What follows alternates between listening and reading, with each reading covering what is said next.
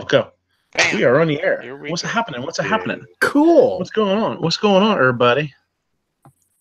Let me play with this bandwidth here a second. I got to turn down real low. Don't play with your bandwidth on the air. It's not very Hello, seamless. can you Careful. go? Hello. You almost. Yeah, it's weird. I'll tell you what. When I host this, I have no trouble at all. But when I use my computer to jump onto somebody else's chat, I get some weird crackling and robots a little bit on my end. They say I sound fine, but they sound robotic to me. It's real weird. I don't know what's going on. My Chinese food keeps trying to steal my Chinese food. Your Chinese food looks high. Like she's got the crazy eyes, man. What, you got catnip laying all over your house or something? I don't know. I gave her a toy. I think it had catnip earlier. Like, hey, I recognize who that is. What the hell are you doing? But you got catnip, and you soak the toy in like Red Bull or something. Your cat's going bananas over there. Well, I think she knocked herself unconscious earlier trying to run from the dog, so probably a little messed up in the head. Slam into a wall or something. Mm-hmm. All right. So here's what we're going to do tonight. How you doing? Welcome to The Closer. I did throw a post up on, a little Instagram post up. Instagram's been going really good. I got like 150 or so followers. So I was hoping that, maybe that would help bring in some, maybe some new viewers. I got 128, which is cool. So I'm hoping over the next couple of shows, maybe we start seeing some new people. You got some followers that are into food and some followers that are into guns, and then just a generic, I think, follow anybody kind of people. So, I'm just hoping that might help out a little bit. But sort of on a side note to that, did pass 400 subs on YouTube, which is cool. It was like 401. So I don't know if, and I didn't get a notification on who it was. So I don't know if that means they're private or if it's one of those weird glitches where every once in a while, if you look on YouTube versus like the creator studio, the numbers can be different or something. I don't know, but it kind of jumped up from like 398 to 401 the other day. But hey, what the hell? I don't give a shit, right? Maybe it was just a really big person and they counted. Yeah, it could be. So let's see who's out there. Your old lady was the first one in here, Snob. I don't know. That means she gets to tell you what to do, yeah? Well, she's busy though now. She's on Gun Gals now. So yeah. I'm safe till at least 10:30 probably. Which kind of reminds me too. My wife really wants to start trying to be on Gun Gals more. So there could be a possibility that we might push back a little bit next week. I don't know. We'll see what happens. When I give her that. Well, we always start late anyway. So yeah. Well, that's what I mean. My thing is, I was down here with plenty of time today. I turned the computer on and then went and took her a drink, and came back down, and the damn computer was in the middle of an update. So I lost like 15 minutes. So the text that I got a virus downloading. Yeah, food porn. So Snob's Wife's number one. Ape Grim, you guys are out there. You don't know me. What's going on, Mr. Pucklegun? You don't know me. We should just call him Puckle. Grim, Puckleberry. Sleepy. Puckleberry. I'll be your Puckleberry. Psycho. Rupan. Rupan's actually the one that sent me the a video that is now kind of the main topic for today. So thank you, Rupan. He's got to go to sleep. So unfortunately, I'd love for him to join, but we could even rehash it a little bit next week, possibly, if he wants to. Who else is out there? Sam of Anarchy. What's going on, Sam? C4, you're out there.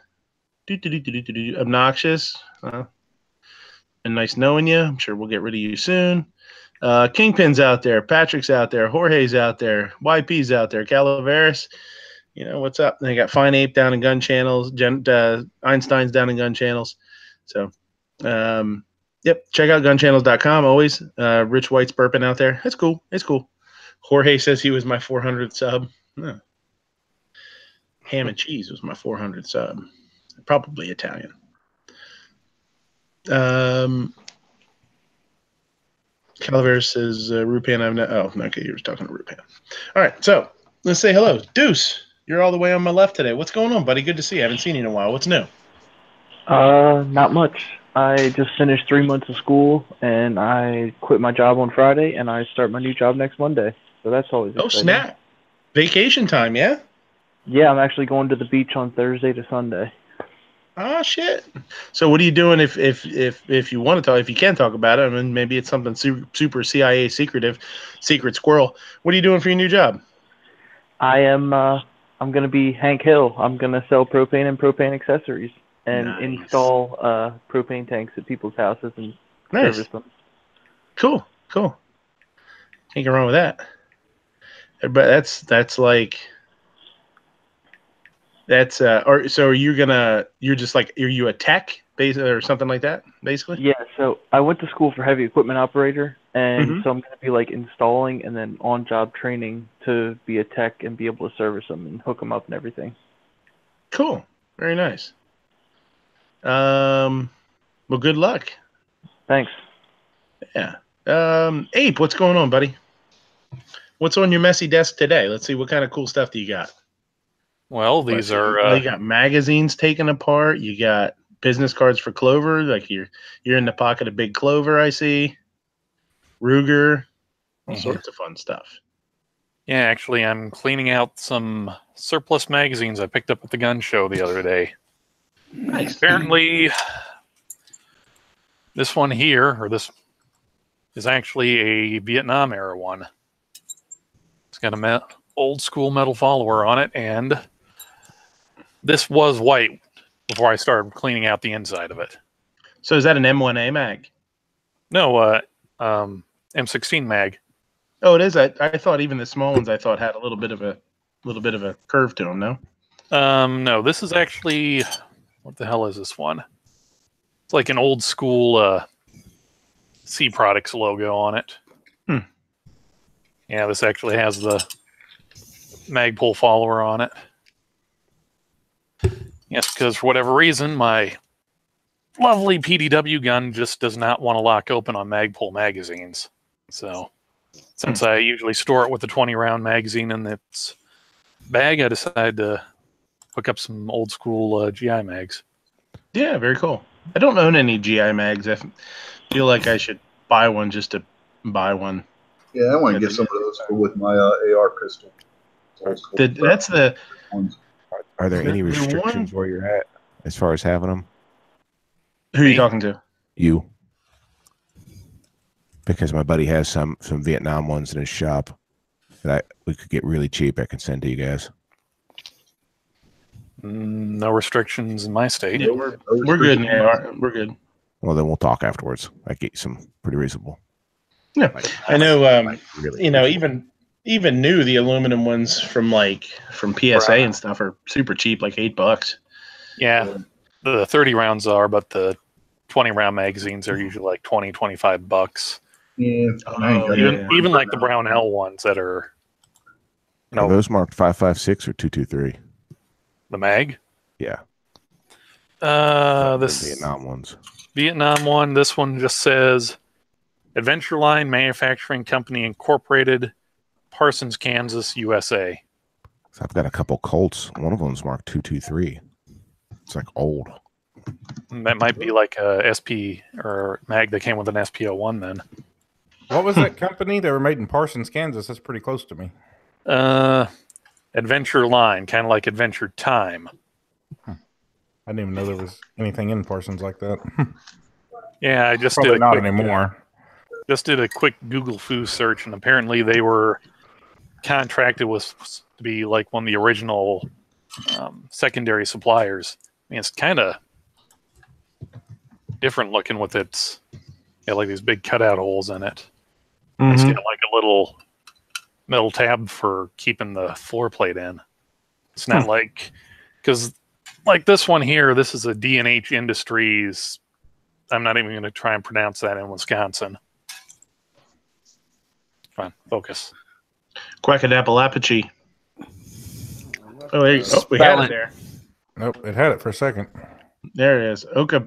Okamanak. He would have to. Oh, Oconomowoc. Oconomowoc, something like that. Oconomowoc. Oconomowoc. Wow. You're made by Sounds like cheese something I cook with. Hanson. Sounds like something I cook with at the restaurant. I grew up in a town called Mukwonago, so everything around here's got Indian names. Oconomowoc is about 40 minutes from my house. Just like Bravo, I think it's not Bravo Concealment. Bravo Company is only about an hour from my place. We have a lot of them in PA too. There's a place called Tamaqua. There's one of the creeks I used to fish in when I was a kid north of my town was the Mahantango. A lot of people pronounce it Macantango, but it was Mahantango. A lot of with the Susquehannock Indians. There's a lot of stuff. All right, Gizzard, what's going down? Not a whole heck of a lot.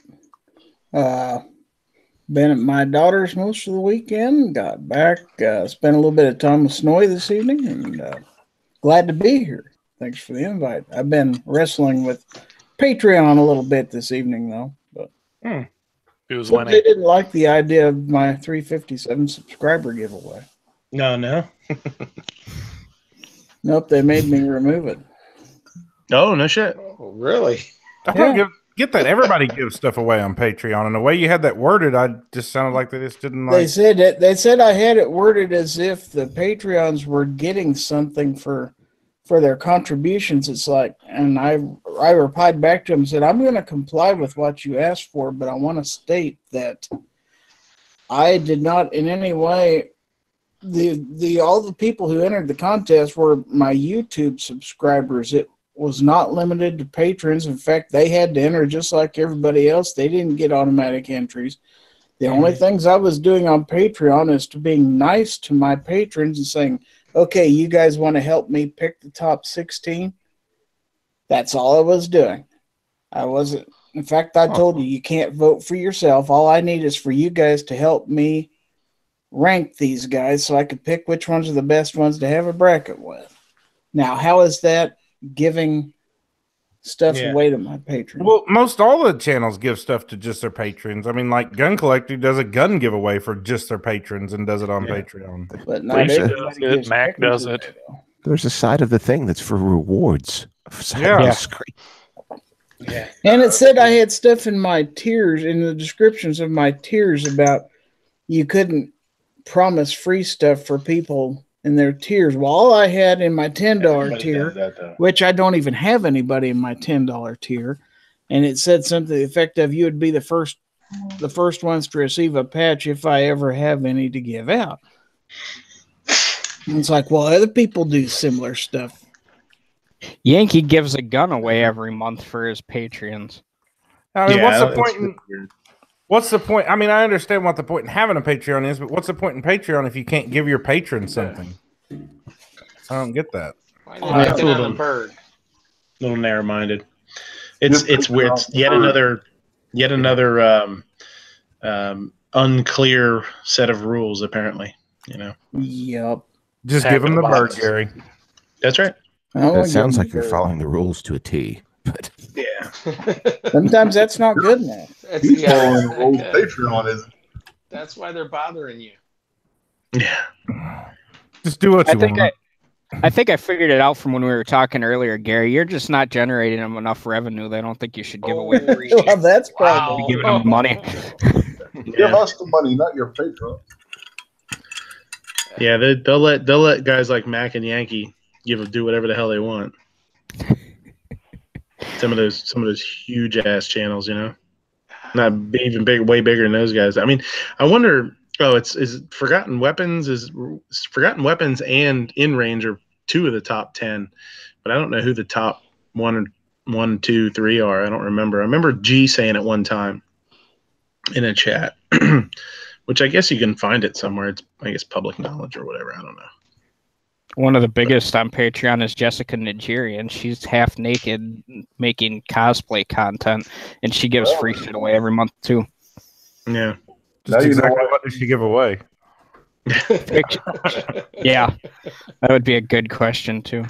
Snowy's got a couple of her costumes at home. Yeah, he's got a couple of those. I was going to Big Patreon right costumes. now, so They don't fit him quite as well, but he still Yeah. likes Nah, she's on my list. Excellent.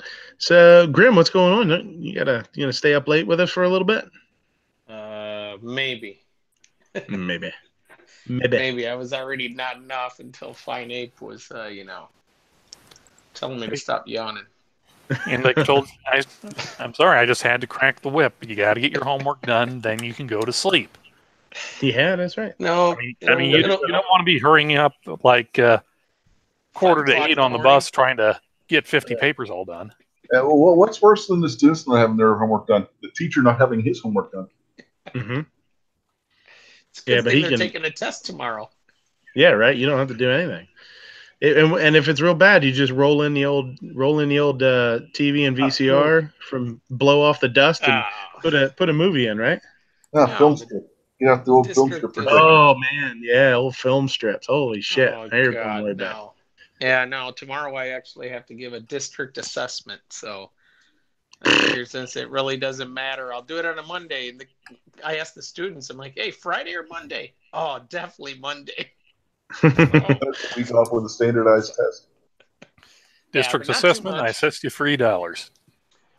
The only District thing assessment, I the do school system's screwed. is the fancy schmancy pictures of the range. I got a few more to put up. Yeah, it's actually it was pretty nice. They have a lounge. If you're waiting to get into a lane, they have a lounge. I was gonna say, can you shoot from the lounge? That would be the shit right there. No, but they have windows. They have I don't know, like 3x5 windows that you can see into the. You can just see everyone in the lanes. That's a little creepy, but it's kind of cool at the same time. I think the real question here is not can you shoot from the lanes, is will they allow you to roll the lazy boy out so you can shoot in the lanes? Oh, that would be cool. not just a lazy boy, a massage. The rest, you know the lazy boys with that little shelf that pops up. Well, they just need to get one of those theater sectionals where every other seat folds down into like an armrest for your pop and everything. Oh yeah. See? You mean like my couch? I don't know. I don't know. Is it? Can you see? Oh yeah. Oh, yeah. Look at all that stuff. It's a mess right now, but it's not a mess. Everything is exactly where it needs to be. He's got his tissues and his Yeti and his more tissues. It's not a Yeti. That's a Fort Scott ammunition, courtesy of Jelsma Outdoors. Ooh, fancy. So you're in the pocket of Big Jelsma. I tell you, everyone's in the pocket of someone. Not me. I got nobody. You're in the pocket of big dried squid meat. Yeah, there you go. A big Waffle House. Don't let him lie. Those two eyes looking at you in the package. Dried herring and squid. That's where Midnight's at. Yummy. Oh, and don't forget White Trash Tactical. No, Mia was supposed to eat that live on the air. No, that's up to you guys deciding. I mean, you guys got to convince me. Yep. Squid jerky's not so bad. Well, I don't know. I never had it. Past the fish taste and the smell. Huh? Oh, well, that's all then. So just the taste and the smell. That's all you got to worry about? Okay. I'm sure it's a great snack. Thanks. Yeah. Works out for you. Snobs out there saying Mac has 6,000 Patreons.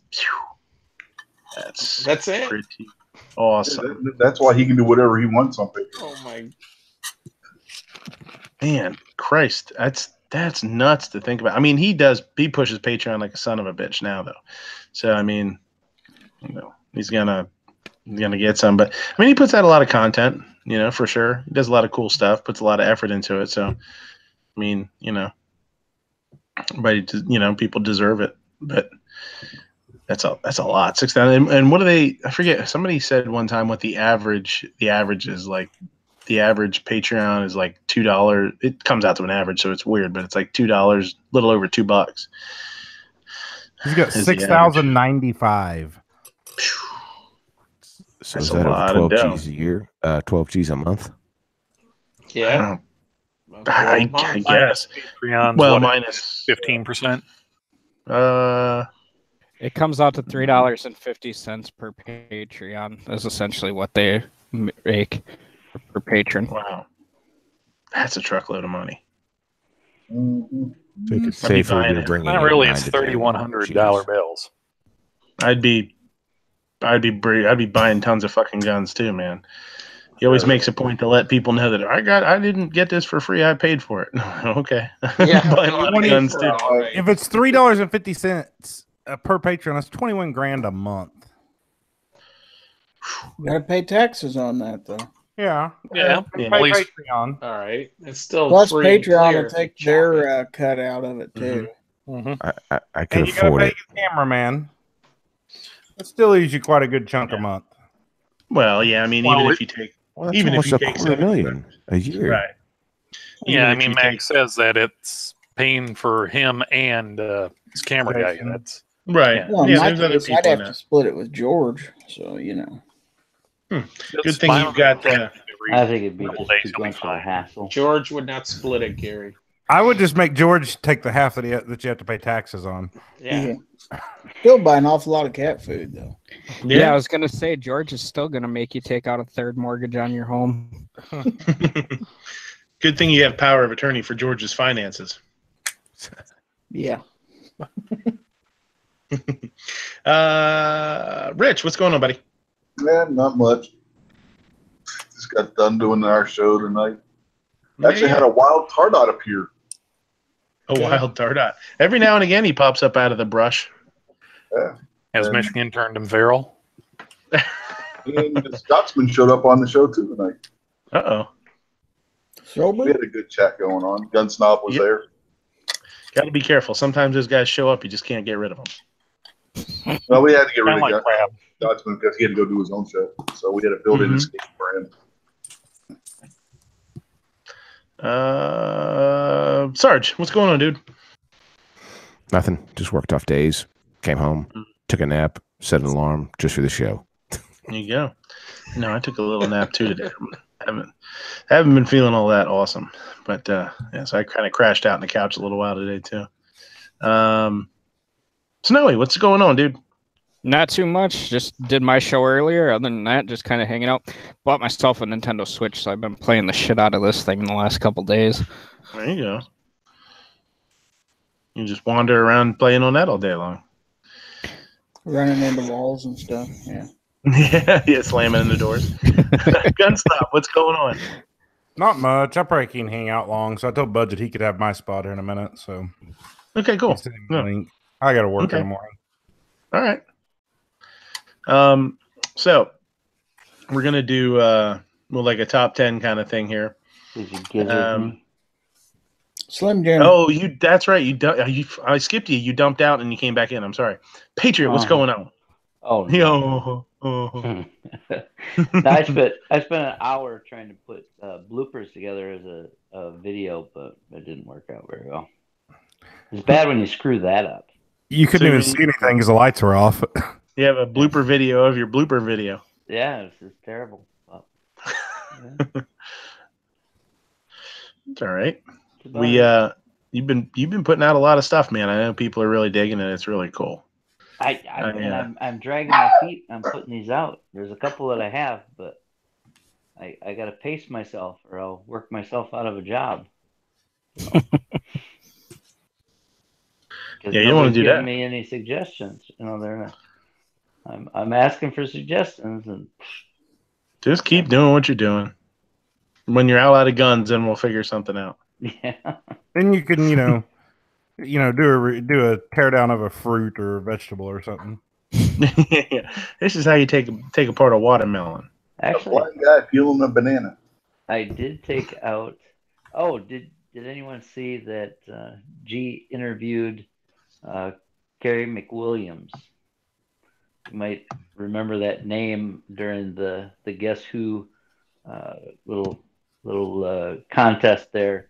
I put that in the comments of what my guess was. Yeah, he's the blind hunter. He's done a lot of. He's wrote 2 books, Guide Dogs and Hunting, and G has made an interview with him over the past weekend. Oh, cool. And so, but there was a couple comments on there, on Instagram, oh, well, how's a blind guy shoot? And so it was kind of fun to play tag with those guys, But same way you do, pull the damn trigger, right? Yeah. So it was pretty Same good. way everybody else. That's cool. So I'm excited I saw to see that. that. I haven't seen it come out yet, though. Yeah, I saw that pop up on Instagram that he was showing his books. Oh, yeah, super interesting. You don't know me says boom. Knives is here. Scott's here. Scott's Easter Knives. P79. Hosh is out there. Jumpy's out there. Vanessa Kitty, what's happening? PAX 2A America, what's going on? But we said budget. Budget's out there. All right, so here is we're going to try and do it as a top 10. And it's most important things that you look for in a restaurant when you're thinking about going out, right? So the things that, most of them I think are different enough that, we can differentiate, not mix them together. It's location, price, overall price, quality of food, service, quality of service, speed. And I took that away from service because, the speed of, some people would probably load that in with service, but one really doesn't necessarily have to do with the other. Ambiance, the bar, what cocktails are available, that kind of thing. Parking, cleanliness, and what we're calling restaurant buzz, or you hear a lot about it. It's the cool new place, that kind of thing. People are talking about it, and just in general, not maybe because it's any one category. It's just sort of a new place, or they started doing something different, doing something new. So that would be the last category. Nope, Grimm's got to dump out. He's got a little one not feeling great. All right, Grimmy. Thanks, buddy. Thanks for coming in. Yeah, if you want to jump back in, there's a hole in the panel. Come on back in. I guess Budget said he might jump in here too. So when he does, we'll say hi to him and see what's going on. So we'll talk about that. And the reason being, and I can throw a link out there probably for it. Rupan shot me email with a link for a YouTube video last week. Revolver saying, did you see the father and son in the alley shooting a guy over trash? I heard something about it, but no. It was great. And they filmed it in landscape. They didn't film it in landscape. They did it in portrait. Dum-dums. Oh. Well, some people just don't think. So Rupan shot me this video, and it's I think for me, it's kind of fascinating. So there was this kid in London or England, I think somewhere in London or the outskirts, that for a little while he was getting paid to do reviews on TripAdvisor. They were paying like $5 or $10 a review or something like that. So which is bullshit. I mean, it's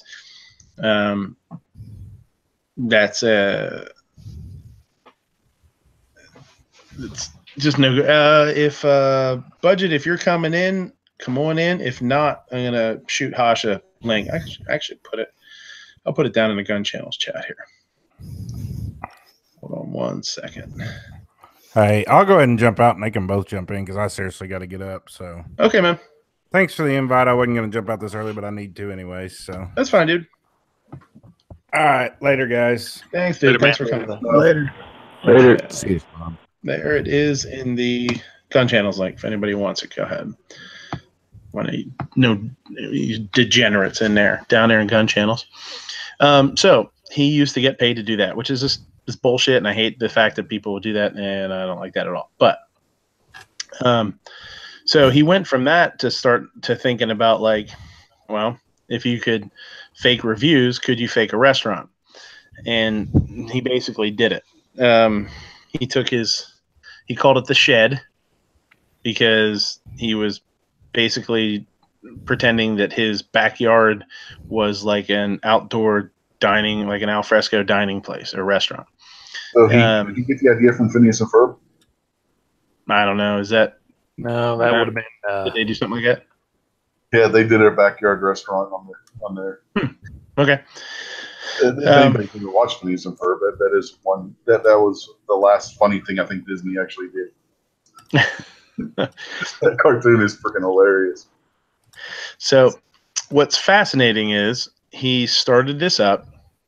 He took fake pictures of food, and most of the pictures of food were actually not food.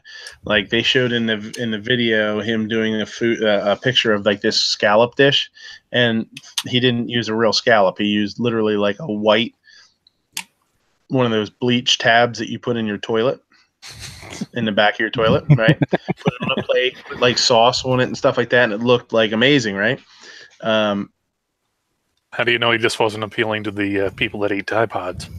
That's true, I guess, He was just appealing to the Marine Corps. They need something to replace the crayons. Yeah, but they're more expensive, so I don't think the government would go for that. So yeah, I don't like the taste isn't as good. Yeah, anyway. Bad aftertaste. Well, I mean, it might be just a big after dinner mint. So for months, and he bought a second phone, got a phone line just for it, put it up on TripAdvisor, and whenever somebody would call for months and months, he would just say that they were full, they were booked. And then he had a couple of friends of his do reviews, use the pictures, and say how amazing it was and how awesome it was. And every time somebody called for months, he would say, "Oh, I'm sorry, we're booked. Oh, I'm sorry, we're booked, and we can't get you in. We can't get you in." And eventually had like restaurant reviewers and promoters contacting him to do promotions. Like it became like it was a real restaurant, right? And he just went up, and eventually became the #1 rated restaurant in London on TripAdvisor, and didn't have a restaurant. And what he did was eventually then he was like, "Oh shit, like there's nothing left to do but have a night, then open up one night." So when people called for and people were calling from their business emails from like big companies trying to see if that could get him in, and he would still turn them down. And eventually one day he just started saying, "Okay, yeah, we have a space for you. We have a spot for you." And had people park, and they met them like a block away and walked them to the restaurant. I think everybody was blindfolded so they couldn't see, and then sat down, and basically he served like microwave or like pre-made like lasagna. He went that far into it? Yeah. And basically he served like, look at this. See what happens? See what happens? Somebody comes in, they throw, I don't know. This guy, it's his first day. Don't worry. So they did, he basically did all like pre-made food. He did like microwave lasagna and shit like that. And people thought it was great. And, there was a few people that tried to, they were like, "Oh, since we've been here, can we make another reservation? We want to get back in." It was great. So it was fascinating to me, man. And it's really sort of showed what can happen with the public as far as being turned away from a restaurant if they are pretty busy, and just letting people know, "Hey, I'm sorry, we're really busy tonight. We're booked. Is there another time you can come in, or another day?" Restaurants also will seat. They try and seat towards the front of the restaurant if you can see in, because it looks nice and busy. People want to eat where it's popular. People want to eat. They see a bunch of people in restaurants. They're like, "Ooh, they must be doing a great job. They're busy." That's something that it makes people more confident in picking a restaurant when the restaurant is busy, right? So we started thinking about it and came up with a top 10, right? What's important to you when you go out? But just having said that story, I just wanted to open it up a little bit and see if you guys had any comments to it. Do you think it's really cool that this guy did it? Or do you think this guy's, a scumbag for doing it? Or, what do you think? We'll go through the panel here. Deuce, what do you think?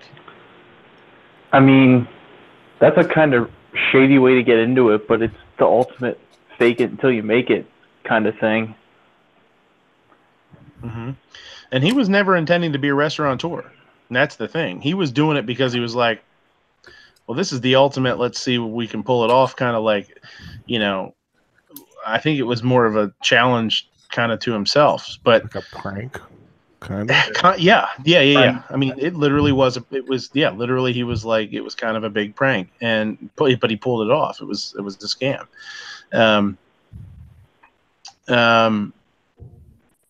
Ape, what do you think? It's an interesting story for sure. I think it's funny as hell and just proof of how gullible and stupid most people are. Mm-hmm. Yes, if he was serving birdseed, would you be okay with it? Yeah. Why not? I like birdseed.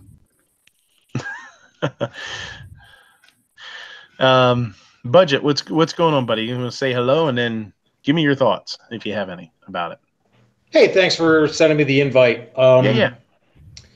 I think it proves something that I've said for a long time, that individually a person can be extremely intelligent, but collectively people are stupid. Yes, they are. Yeah, it's almost a culinary mob mentality, right? We're like, oh my God, we got to go, and yeah.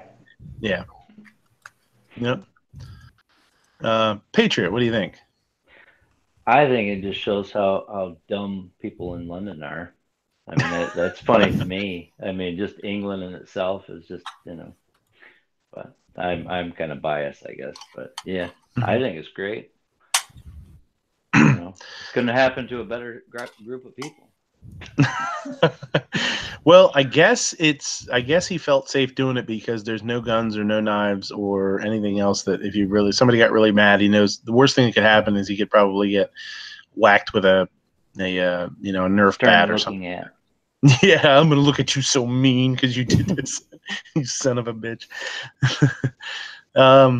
Rich, what's up? What do you think? I'm in the same boat as Fine Ape here. I mean, it just shows how gullible people are, and makes you wonder about these people that say they have such refined taste where they couldn't tell they were eating microwave lasagna. Mm-hmm. Well, it also shows what you might be doing wrong.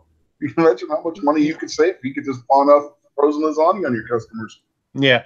Well, and that's not an untruth. There's a lot of stuff that's pre-made, and even good restaurant, like what you would consider a nice restaurant. There are things that just aren't worth making yourself. You got to watch the bottom line, whatever. But it's something that something I've said before is people's perception of or belief in something is really, really important when it comes to food. Even with little kids, if they don't think they're going to like it, they won't like it. If they think they're going to like it, they love it for the most part. And with adults, I have seen people forget to add certain ingredients or, into a dish, and it doesn't make a difference sometimes. As far as, if you, not really strong flavors, but vanilla. It's a hint of vanilla, and people will be like, "Oh, it's really good. It's just really nice and mild." It's really, really, faint, and that stuff really happens. It's pretty interesting. Sarge. Well, just like you said, perception is reality. Mm-hmm. If people think something, if enough people think it, then it kind of becomes the truth. What was the only part I missed at the end of it? What was their reaction to the food? Did they like it? I didn't hear. They didn't really go into everybody's, reaction. It's not like they took a survey or anything, but they did show some clips of some people saying how they really loved it and it was great, and yeah, they want to come back. So I think it's a great. I mean, it's just a great, like you said, a challenge. Not, I mean, kind of sort of a prank. Maybe that's where he was going, and then it started kind of taking on its own life, and then it became snowballed a a little bit. Just how far can I go? And I gotta give that guy credit to actually follow through and have people there and serve it like it is a restaurant. That really took guts at the end. That's yeah. And some people are saying, it's an amazing social experiment. And one of the things it kind of snowballed a little bit on him. And they did show some clips of him doing like not a live chat, but like a video, a blog or whatever, taking videos of himself, whatever. And he was saying like he was beat. You could tell the kid was like kind of wiped out. And and his phone rang, and he just kind of looked down at his phone. He was like, "Oh man," he's like, all day. He's like, all day long. This is what it's like all day, every day. My phone rings, and he picked it up, and he was just like, "Oh, I'm sorry. Let me look. Let me look. And he's like, "I'm sorry, I can't fit you in." And then one of the next scenes in the video was him just deciding that he was gonna bite the bullet and open up and do it. So. You gotta wonder too, how many people were standing around like the water fountain at work talking about how they went to this great restaurant that nobody had ever been to because it didn't exist. Like, did you hear about this place called Shed? Yeah, I went there last night. One of those kind of situations. Somebody had to have been doing it. Otherwise, how's the word spread, and how do you get all these great reviews if nobody's making up that they had been there before? Mm-hmm. Yeah, and there is there has been a lot of stuff with not TripAdvisor, but Yelp. The Yelp had a lot of bad publicity a couple of years ago because they were allowing people to pay to have bad reviews taken down, which was, again, it was, kind of extortion a little bit, especially when there really is no way to know if reviews are even true. So I think reviews are worth what they're worth. If you want to trust them 100%, or if you don't want to trust them at all, or you want to trust them somewhere in the middle, that's up to you as the consumer. Even with other products, even you go on Amazon, any damn product, somebody could get something and hate it. Doesn't mean it's a bad product. It's just not maybe for them. But same thing, you might order something off the menu that turns out to not be something you like, but it might be exactly how it's supposed to be prepared, and it might be great to somebody else. And that's what we've talked about in the past. What do you do when you have somebody that doesn't like something? Get it out of there, get it out away from them, get them something that they do like, and and move on with your life, and eat that cost and make sure they leave happy. So yeah. Does anybody else have anything to add? You can open it up here if anybody wants to jump in. Go ahead. I was going to say that if people get into that situation, a lot of people won't like to admit that they've been duped. Right. So they're gonna just kind of ride it out, even though it might look suspicious. Like, wow, we're sitting at card tables, out in somebody's lawn, or whatever it is. But they're gonna. Some people are like that. Me, I don't care. I'll tell you, you're a jerk, but whatever. Some people, won't take that as far as they don't want to look stupid. They don't want to, Well, whatever. I guess it's kind of high school kind of thing. I think when somebody, it is. I think it's, but I will say, just from being in the industry, there is a lot of people that think that their opinions are amazingly important, and they're very, very critical, and they they want to tell you every little thing that you did wrong too. So it's kind of I don't know. I mean, I guess it depends on the person. Some people would be like, they take the blindfolds off and they'd be like, well, this is a fucking dump. What the hell? Like, this is crazy. Or they might be like, oh, this is amazing. For one reason or another. Another thing too that I wanted to, I'm sorry, I'll get to the next thing, but anybody else? Snowy, I think you were going to say something. Yeah. Well, like for me, I'm okay with the whole story. I think it's actually kind of funny, but my big concern is, and not really a concern, but my big thought process is kid could have gotten himself into a lot of trouble. I was fine with it up until he actually started bringing people and serving food, because you run in and you're putting yourself at a lot of risk if you don't have all the right permitting and stuff like that. That's something that I think a lot of people don't think about when they hear a story like this, but that kid could have really screwed himself. So he took a lot of risk to do a good social experiment. You know what I mean? Mm-hmm. I was going to say something. I forgot it. I got something really important to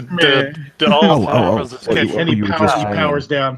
What you were just saying about people's opinions, a lot of them, because they got in, they wanted to probably be able to give their opinion about how awesome that was because they got in and you didn't. Right. They were talking about it. They're like, oh, look, this is wonderful. Too bad you didn't get to go. I think that's probably a huge part of it too, is, people walking there and sitting down and being like, I've never seen anything like this. This is crazy. And you see that with food. Just food in general. There's some chefs that I've seen that have done some really like amazing looking stuff, but I was like, it's not something that I would ever really want to order, and it's fine. It's to each their own kind of thing. What's up, Hush? Yeah. Oh, you're going samurai style today. Hoya.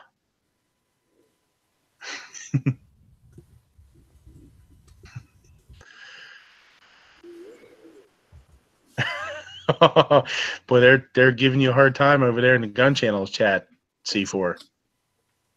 What did I do? G's saying, he says G doesn't trust me because he said, how do we even know this guy's restaurant ain't a fake in his garage? He said, always see his pics, and he never got a reservation. I said, ask Sarge if you trust cops. And Einstein says it has to be a street cop or a highway patrol and not a desk jockey. I realize I was sure.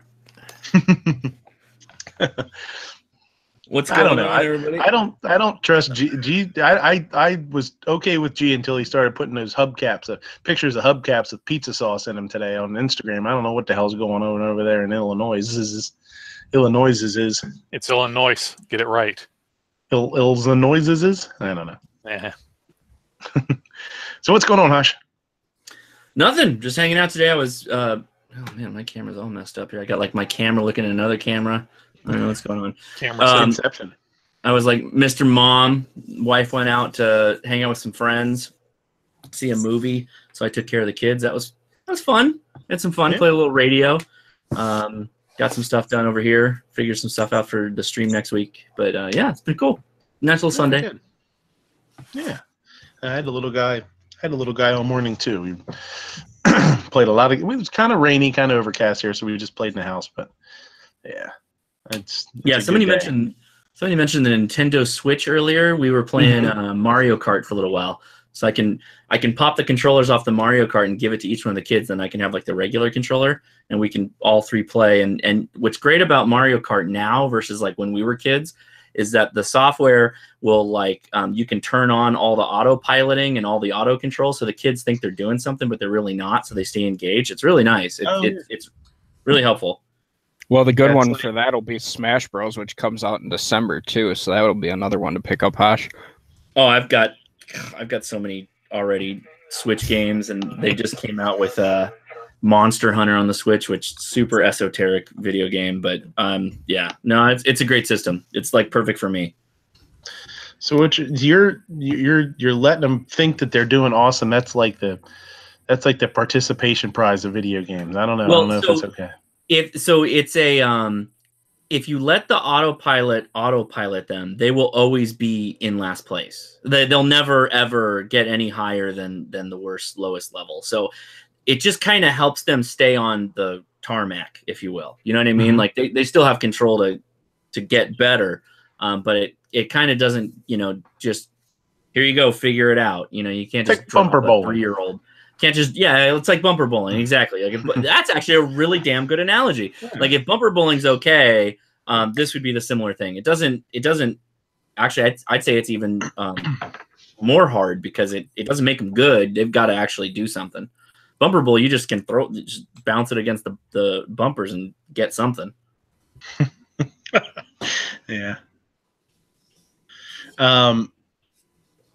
Obnoxious says, "Did you taste test the games first?" Oh, I absolutely did. I absolutely did. When somebody told me that they were coated, or when I saw the YouTube videos when they were coated in anti-child swallowing nasty chemicals, I tried it. It's bad. I absolutely did. I could not. I'm not a Tide Pod person per se, but I definitely tried it.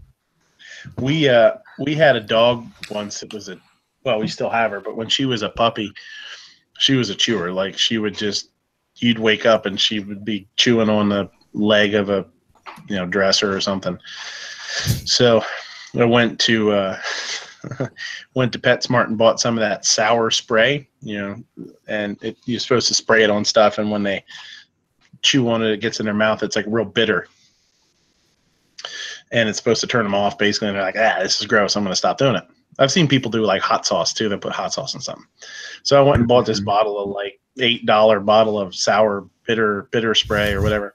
Sprayed it on a couple of things, and I sprayed it on a Q-tip, and then like put it on some stuff like the leg of something. I forget what it was, and I held the little Q-tip up to her nose, and she licked it and started biting it and started chewing on it. I'm like, oh, this shit's worthless. So depending on what kind of flavors your kid likes, that might go the other way around. He might be like, oh, these taste just like Warheads or Lemon Drops or something. Well, you are talking about an animal that licks its own ass, so for not to like the taste of something is kind of surprising, unless it's my fiance's cooking. The kid loves these Switch cartridges. $60 every time he wants a snack. It's horrible. You hear him crunching in the background. Crunch, crunch, crackle. Not my save game. Jumpy has a good question, and we'll get to that one. We'll get to that one next. I think that's a good question. One of the things that kind of goes along with this, and something that other people have been saying too, as far as perception, is and we talked about this once before, but it kind of pertains to what Sarge said as far as perception is reality. An MSG experiment that I saw once with Alton Brown. And they took 2 rooms, 25 people each or something. And the people that didn't get MSG, they gave MSG. And people that I don't know I said it. The people that thought they got MSG didn't, and thought that didn't get MSG did. And they did a survey afterwards. And as far as reactions, people that said, oh yeah, I have reactions to MSG. I guess all these people said that. That's why they had them in the survey or the experiment. And they said, they gave me a survey. They said, are you having any reactions? And MSG to people that have in some allergies to it, they'll get like their tongue will tingle, or they'll feel flushed, they'll feel hot. There's people that have worse allergies, I suppose, but the people that did not get MSG, more of them said that they had a reaction than the people that actually got it, by like half or twice as much. I think like 4 people that actually got it had reactions, but like 6 or 8 people that didn't get it said that they had reactions. So it's kind of the same thing. People are like, they had a reaction to something that was 100% mental.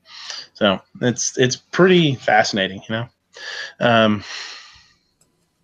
Jumpy's question. I love that stuff, by the way. MSG? Oh yeah. Yeah. It's It an goes in a lot. MSG. A lot of my wife's cooking has MSG in it. Uh-huh. Well, not a lot, but some of it. MSG, a lot of people, MSG is naturally occurring. It's found in kombu. It's found in kelp. So it's not in small amounts. It's not really uncommon to see in a lot of stuff. Jumpy says, do you think fad foods hurt chefs more than helps them? Well, that's a hard question because, and I have a really good example for sort of a downfall for fad foods. I think it helps and it hurts. I think it helps. It's just like I think when you have quote unquote instant success, or maybe call it empty success, where it's just something out of nowhere, like a viral video, and you're kind of like, oh shit, now all of a sudden everybody knows about me. Like, now what do I do? It can be great, and it could be a springboard for your career, and you could take that and run with it and be successful. Or it can go the other way, and you could have success for one thing, or you could get popular for one thing, but if you can't capitalize on that, what good does it do you? There was a chef. It was a restaurant called Moto in Chicago, and the chef's name was he was half Japanese, I believe. He had an Asian sounding name. I don't know. I could look it up. It doesn't really matter. And what his name was, but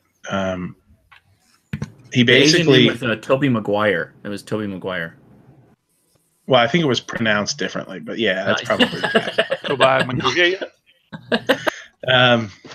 you know what? I'm going to look it up real quick because I do think somebody deserves to have their name. Was it Matsuharu Morimoto? Nope. Different Asian sounding name. Okay. Yeah. Nobu Matsuhisa. Oh. There'd be some pretty good mead there. Shen Kaiichi. Oh yeah, this is mead. I'm drinking mead. Mead. Look at this guy. Is actually YouTube mead. I made this. Hamaru Cantu. His last name is Cantu. First name's Hamaru. We're a young guy in his 20s. Awesome chef, amazing, like very progressive, like very nuts. And some of the stuff he was doing. He was doing a lot of molecular stuff and really pushing like boundaries of what people consider like normal sort of restaurant fare. He was doing printable, edible menus, really, really like crazy stuff. His place in Chicago, one of the places, the original place, Moto, was like this crazy hit, like nuts, like kind of we're talking about, like people couldn't get in. It was just this huge thing. Ended up opening a second place in, I think, the meatpacking district. And I believe what happened was his partner, business partner, or something, it fell through. And he just couldn't handle the pressure, and he ended up killing himself. So in an instance like that, all of a sudden this huge worldwide fame was pushed, was kind of dropped in this kid's lap, this young guy's lap. And he just couldn't handle it when things sort of fell apart. So C4 says, did he use mayonnaise and butter instead of grilled cheese? No, still got to go with butter. It'll work, but I think butter's still the way to go. Yeah, better with butter. So, I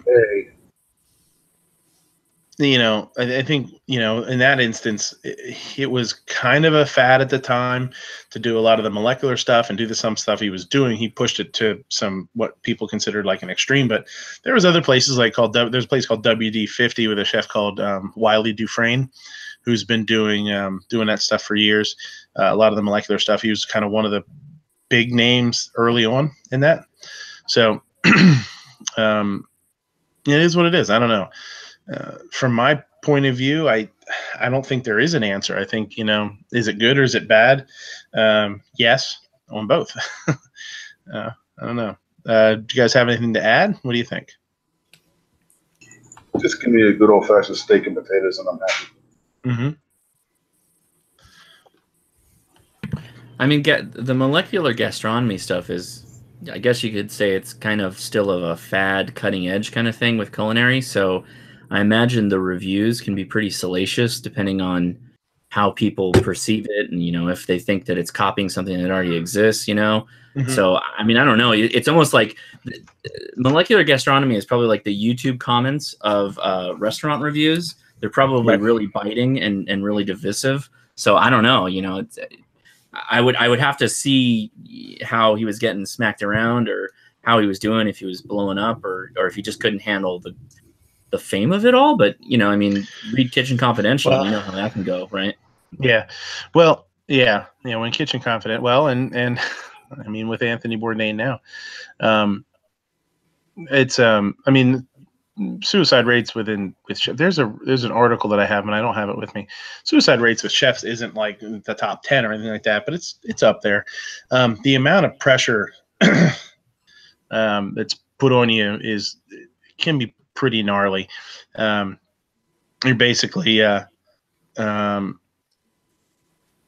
basically have a business on your shoulders that may or may not be yours, and that's really hard. When you're told that, verbally or not, it's just, through other people's actions is, it's all up to you.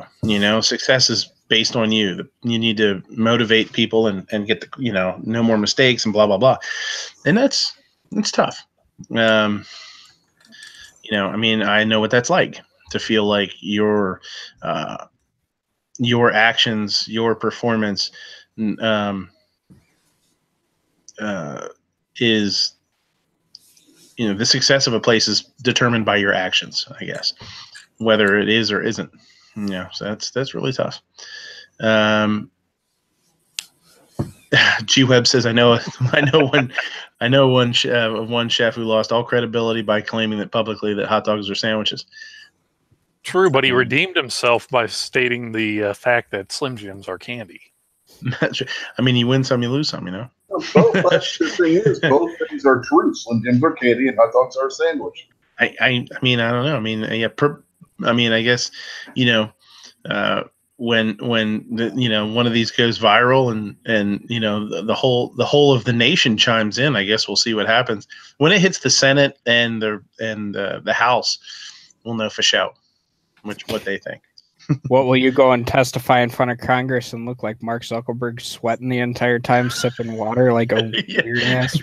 Yeah. No, he's gonna testify against Kavanaugh. Oh, yeah. He touched my Slim Jim. I know, he did.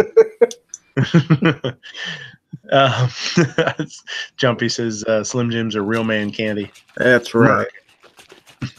So what do you guys think? Anything else you guys want to jump into or talk about? Any comments or anything? I don't know. It's really interesting to look at, because I've worked in a barbecue restaurant before. It's really interesting to kind of look at the perspective of people don't realize how much stress and how much is actually thrown onto either the head chef or head pitmaster or whatever they are in that restaurant. They don't realize the amount of pressure that's actually put on them, and it's up there. There's not a whole hell of a lot of jobs other than maybe law enforcement or something like that or military that can beat that out, because it really is a cutthroat job.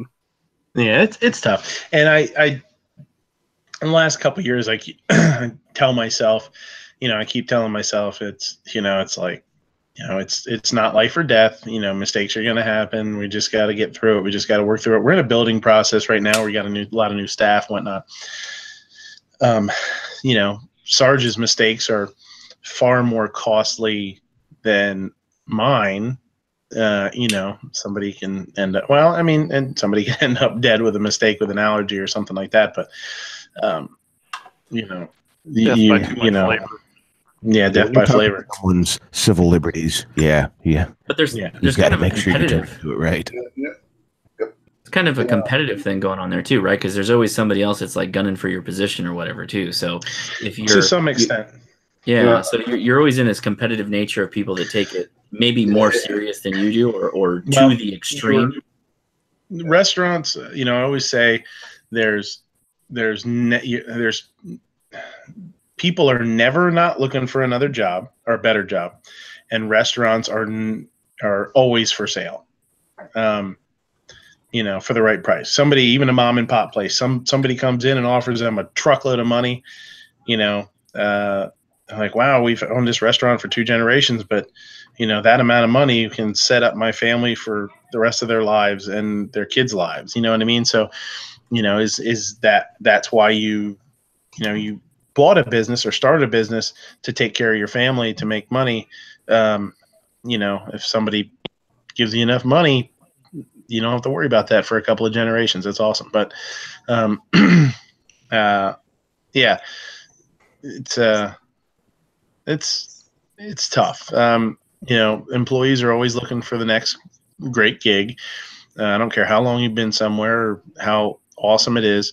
You know, somebody walks in and says, "Hey, I'm doing this. I've got this opportunity and I want you to do it. Here's what I'm willing to pay." And it's 25%, 30% more, or it's just a great opportunity. You look at it. Now, as far as the restaurant, I've worked in a restaurant years ago when I was younger, but they do tend to move around quite a bit from place to place, probably a little bit more so than other, I guess, careers. Wouldn't you say? Or do you know? Say that again. I actually lost you there for a second. Say that again. I said, I worked at a restaurant years ago, and it seems like in the restaurant industry, a lot of times the servers and some of the staff, they do tend to move from place to place to the better opportunity versus like maybe some other fields where they tend to stay a little bit longer. Finding someone that's been in the restaurant 20 years is a rare thing, or 10 years or something. Yeah, there's a lot of reasons for that. There's it's hard on you physically. You know, it's hard on you mentally and emotionally. It's hard on your family, for you and your family. It's tough. And then there is the part of it, like you're bringing that up. There's a part of that is restaurant employees do kind of tend to be, a lot of them, not all of them, but you know, we're making generalizations, are a little gypsy-like, and you know, kind of like little mercenaries, where you know, the grass is always greener. You know, well, they're like, I can make another 50 cents there. Screw you, I'm out. You know, and you know, they go. I've had that happen a lot of times because it's I work at a place. You know, I'm working at. It's tough, man. We really try and do a good job. We expect a lot out of the employees. You get called out on your mistakes for sure, and you know, we really try and promote that just good enough isn't good enough. And you know, I know it doesn't always work out that way. It's a realization that, you know, mistakes are going to happen, but some people can make the same money and go somewhere and just slam stuff on a plate and send it out. And if that's the kind of cook you want to be, so be it. Who am I to tell you that that's not, you know, a way for you to run your career? But I just hope that we never run out of people that want to work somewhere, even if it's hard, because they're learning and they have a passion for it, and they want to better themselves. That's why I did it. That's why I do it. And when I was young, I did put a lot of time in to learn stuff, because I knew that this is what I wanted to do, and I wanted to be good when I was older, you know, when I started running a place. So I'm sure it's like that with every business, every type of business. You know, there's cops, there's firefighters, there's, you know, everywhere that are just there, and they're like, yeah, this is what I do, and it is whatever. You just hope that the people in really important positions and jobs that are the ones that are good, and they have a passion for it, and they have a high quality, I guess. So it seems like there's a lot of politicking, like politics that comes across in restaurants. Like I worked in a restaurant for a little while, and it was like a major chain restaurant, but the cattiness and the politics that happens in that restaurant is something that I have not experienced in working in professional environments, as an engineer, working with military, whatever. Like I've never experienced the level of cattiness, and not even overt cattiness, just like subversive politicking that goes on in the background. That's like, wow, that was a crazy experience. Like I learned a lot from that, believe it or not. And then moving into my engineering career is totally useful skill, believe it or not. A lot of people avoid working in restaurants. They're like, oh, I'll never work in food service. I'll only go in sales. I'm like, there's a certain thing you learn about people working in a restaurant that I don't think you can get from just doing sales. You know what I mean? Yeah. Well, one of the big things, especially with younger cooks, younger, not just cooks, but restaurant employees, and some of it comes from management. Some of it is a lot of people are afraid to admit to mistakes. They're afraid to admit they try and hide mistakes. Which is I really try and avoid. Like if somebody makes a mistake, I want to know about it because I want to make sure that we can fix it. I want to make sure that we take care of it so that it doesn't snowball and bite you in the ass later. But one thing that kind of goes along with that is I don't want to say just young cooks, but there's a lot of restaurant employees that believe or have succeeded or believe they can succeed or have succeeded by not making themselves better, but trying to make others look worse. And that's, I guess, again, that's in every industry, but it can be a real issue in restaurants. And I've had a lot of conversations with people that, have ended with me saying something along the lines of, well, you got no room to talk about their mistake when you did this, this, and this.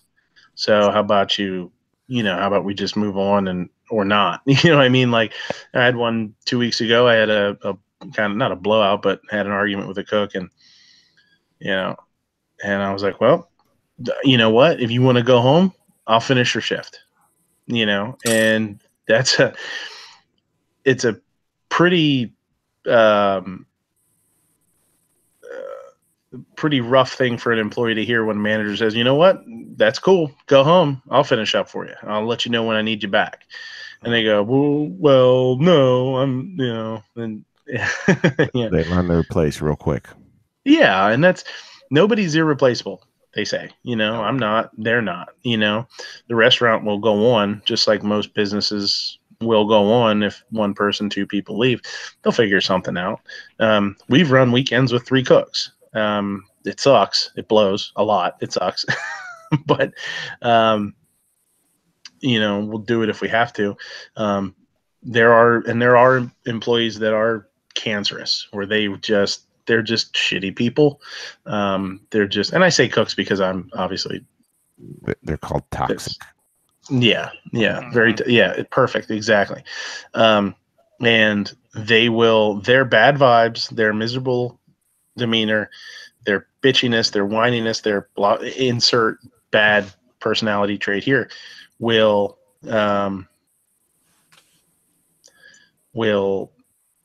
bleed into other employees, and it's tough. If you really, really need somebody that's like that, you're just hoping that somebody awesome walks in the next day.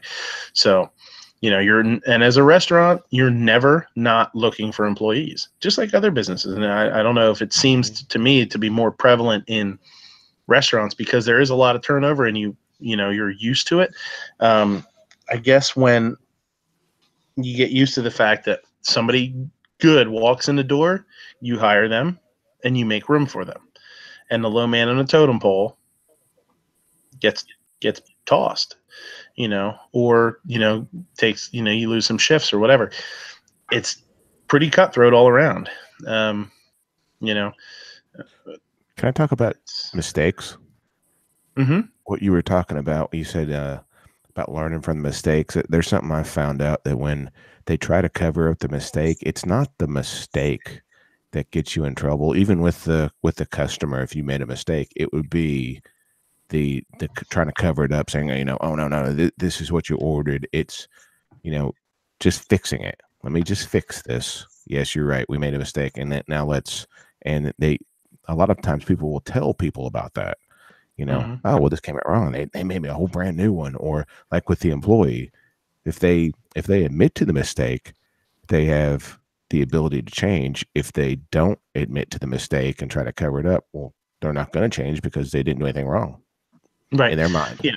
So, yeah, it's tough, and that's where you know it's tough because you put a lot, like, you really give a lot of chances to employees because you hope that you don't want to waste your investment. And our investment is time, and our investment is money and training. So you kind of hope one day it clicks. And, you know, you say, you know what? Yeah, he did this and he did that, but he's a good dude. You know, he's on time. He comes in. He seems to give a shit. He gets along with everybody. But he screws this up and he screws that up. And sometimes you keep them and you keep hoping that one day it's going to click and they're just going to be, and you're going to look over and be like, finally, okay, here we go. Sometimes they're not challenged enough. Right. Yeah. Sometimes they're not. Sometimes they're, you know, I got guys that are working 2 jobs that, you know, I'm like, man, he's burned. He's tired. He, you know, he's having a hard time. He's dragging ass. But as a manager and owner of a business, you got to put that out of your mind and be like, he wants the hours. If he wants to work, you gotta suck it up, because I can't worry about your other job. I need to worry about your performance here. You know, and that's tough. And that's tough for employees to hear too. I worked 2 jobs for a while. You know, I mean, you guys know when I started doing this. Yeah. I haven't been because one of my Sundays, and trust me, I'm missing the money. I'm having a hard time, but and I may be going back to it. But for now, I'm trying to squeak by. But you know, it was affecting everything. You know, I was just tired, just miserable. So, you know, and that's the thing with all employees. You know, it's pluses and minuses, and you know, if they can work there, they can work there. If they can't, they can't. It's tough. I don't know. Hey, Ghost, what's going on out there? Yeah, I don't know. Anybody have anything else, or we can? Anybody anything else in the news? I really have been pretty out of the loop, man. I've been trying to catch up on some stuff, and in the mornings and in the evenings a little bit, but my days have been long and just packed full. We've had a couple of parties. I had 2 parties this week, and it's been brutal. Anything in the news awesome, or anything in the news horrible? Turn the news off. Don't even look at the news. Yeah. Turn it off. Cut the cable. Yeah, Don't have cable anymore. Yeah, how about it? Focus on your passions and just move forward. Don't get caught up in that mess. Yeah. I got something. Oh. Does it involve tooth? No. Tooth. Okay, go ahead. What's up? Have a good tooth. I like that little guy. That's Jim Enez. Jim Enez. His name's gonna be Jim Enez. His buddies call him Jimmy the Tooth. Jimmy the Tooth. Jimmy the Tooth Menez. The tooth hurts. The tooth hurts. Probably get that bowl. Yeah. So what's going on? What's on your mind? Kavanaugh just got another allegation levied against him tonight.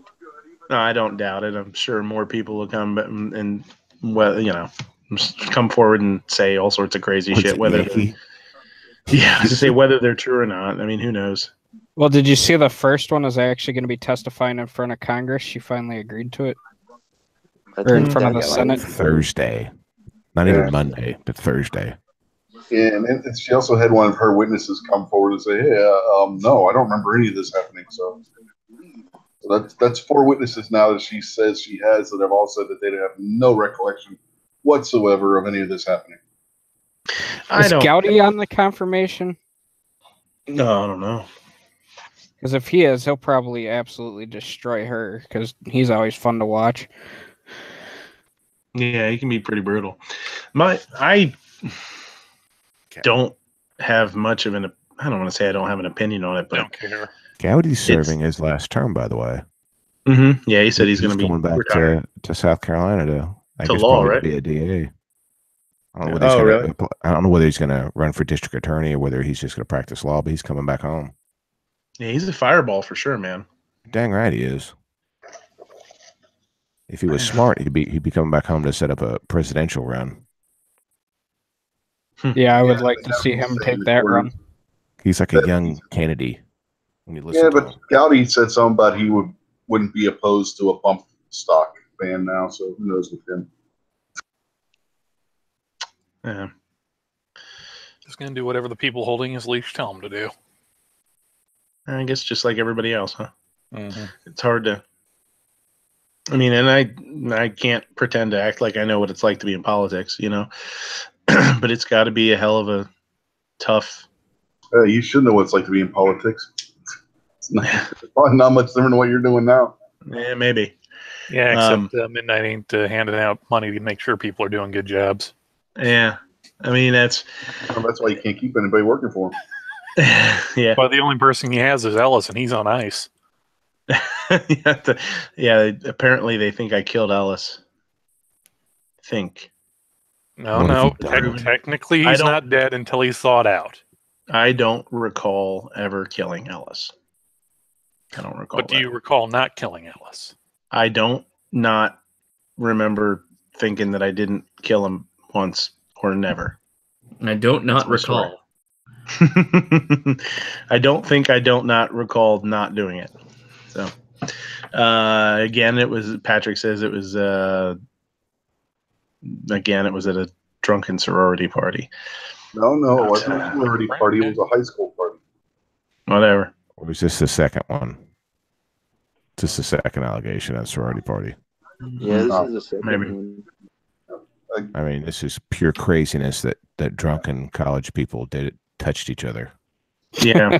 Crazy. Were they dancing at the time? And I say that without knowing anything about the allegation. So right. Yeah, exactly. You know, and it is. I mean, Yankee was talking about it last week, and it's crazy to think that something like that could affect your life 30 years later, you know, 32 years later. And one thing, but then he said it's completely credible.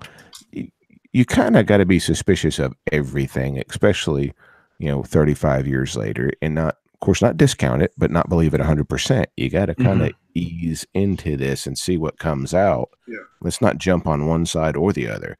Let's not jump on the fact that she's completely making this up, or let's not jump on the fact that she's 100% right. Let's wait and see. Yeah. The scariest thing about it, I think, is how the fact that allegations, even if unfounded, can really hugely affect your life. It's just so scary. It's super scary, man. Have you guys seen the hypocrisy on the left this week? Because at the same time they're wanting to skewer and just destroy Kavanaugh, they're wanting to give Keith Ellison, the congressman from Minnesota who's running for attorney general up there, a free pass when he's had 2 women accuse him of physically abusing them while they were in relationships with him. Yeah. And the Democrats on that one are like, nope, it didn't happen. No. And the DNC is going to investigate it themselves. He's the co-chair of the DNC. I got to remember, he's not white. He's the first Muslim in Congress. Democrat. So, yeah. Yep, just kind of. It's not a politically motivated thing either, because the most recent one accusing him is also a Democrat. She's a Democratic activist who was in a relationship with him, accusing him of assault, physically abusing, and mentally abusing her during their relationship, which ended in 2016. And she's been seeing a therapist since 2017 for the abuse she suffered while dating him. Well, to me, it's not surprising that there's a double standard, because it truly is what's good for them is not good for we. Yeah, it's not surprising that there's a double standard coming with that one. I don't know. Just, what do you do? What do you do about it? What do you do about stuff like that? I mean, what's the plan of action for somebody that sees that kind of, like we said, double standard, hypocrisy? You know, I don't know. Well, I think it's really scary because I know a lot of crazy women in my past. Mm-hmm. I mean, I'm completely upfront and honest with it. I was accused by a chick that I slept with in my senior year of high school. She was 18, I was 17, and I slept with her, and she ended up having a boyfriend and tried accusing me of raping her because she didn't want her boyfriend to find out that she willingly slept with me. And it's a whole nightmare process to go through with that, and it's one of those things where I pushed it, and the chick ended up getting charged with making a false police report, and she went to jail for it. Wow. It's one of those things where you have to take it with you kind of have to take it with a grain of salt, but you also have to truly research into things. The one thing that saved my ass, because at first I wasn't being believed about it. One thing that saved my ass is when I was in high school, my bedroom walls were like a mural. Everyone who came over, anything like that, signed it. She wrote about having sex with me on the wall. That's the only thing that saved me. So it's one of those things where you really have to be careful about that, because something like that can really hurt you if you don't make sure you go and cover your ass when it comes to that type of stuff. And so unfortunately... you got a contractual agreement before or after the whole deed was done. That's pretty smart. On the back end there. That's... It was one of those things that's like, even back then, I just look at the people in my generation. I'm 26, so I'm dead right in the middle of that the millennial generation. And the big thing is a lot nowadays, kids and people like that don't think about how that stuff can affect your life later on in life. She is screwed for the rest of her life, because that's going to show that she filed a false police report and did jail time for it. Me, because I was never charged with anything, and after the investigation was done, nothing came of it. But it's one of those things where she screwed her life up. But a lot of guys, especially guys my age, they don't think about that type of stuff, how it can come and affect you later on in life, because you decided to sleep with one person who was absolutely nuts. And that's what happened with me. If you remember back, or stick your dick in crazy. Yeah, if you guys remember back when Ben Roethlisberger, the quarterback for the Steelers, was having the people saying that he did this and that. One of the things with him was just like what happened with you, Snowy. Instead of writing on the wall, the one that accused him was testing her friends about how she just had sex with Ben Roethlisberger. You know, so. Yeah, and I hate to put got him out of trouble because they found during the investigation they found out that she had sent those texts. I hate to put it this way, but it's almost one of those things. Now, I'm not single. I'm getting married next year, so it's not like I'm sleeping with a bunch of different women or anything like that. But what I always tell my friends that are single, especially the ones that are younger, is I tell them, get some type of proof. Get her to text you saying, oh, yeah, it was really good last night or something like that, just so you have some type of proof if you think it's just going to be a random hookup or something like that, because nowadays it's scary. You can get yourself screwed for the rest of your life. Wasn't there like a Dave Chappelle skit about this, about non-disclosure agreements or sexual contracts, something like that? Well, I think it was an age thing, to make sure you were 18 or something. I don't remember. Well, it was like a skit on a show.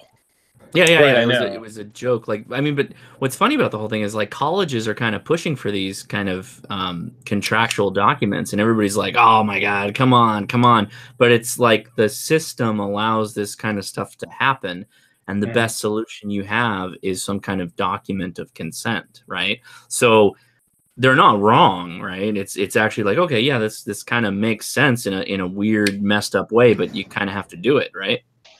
Yeah, or else, like, the other thing, I hate to say it, but if I was single nowadays, I'd be checking IDs. I don't care.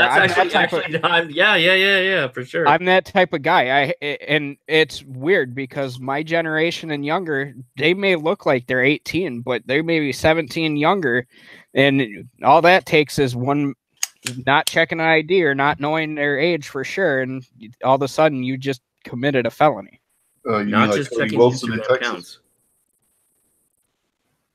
Say again? Who? Like Cody Wilson in Texas?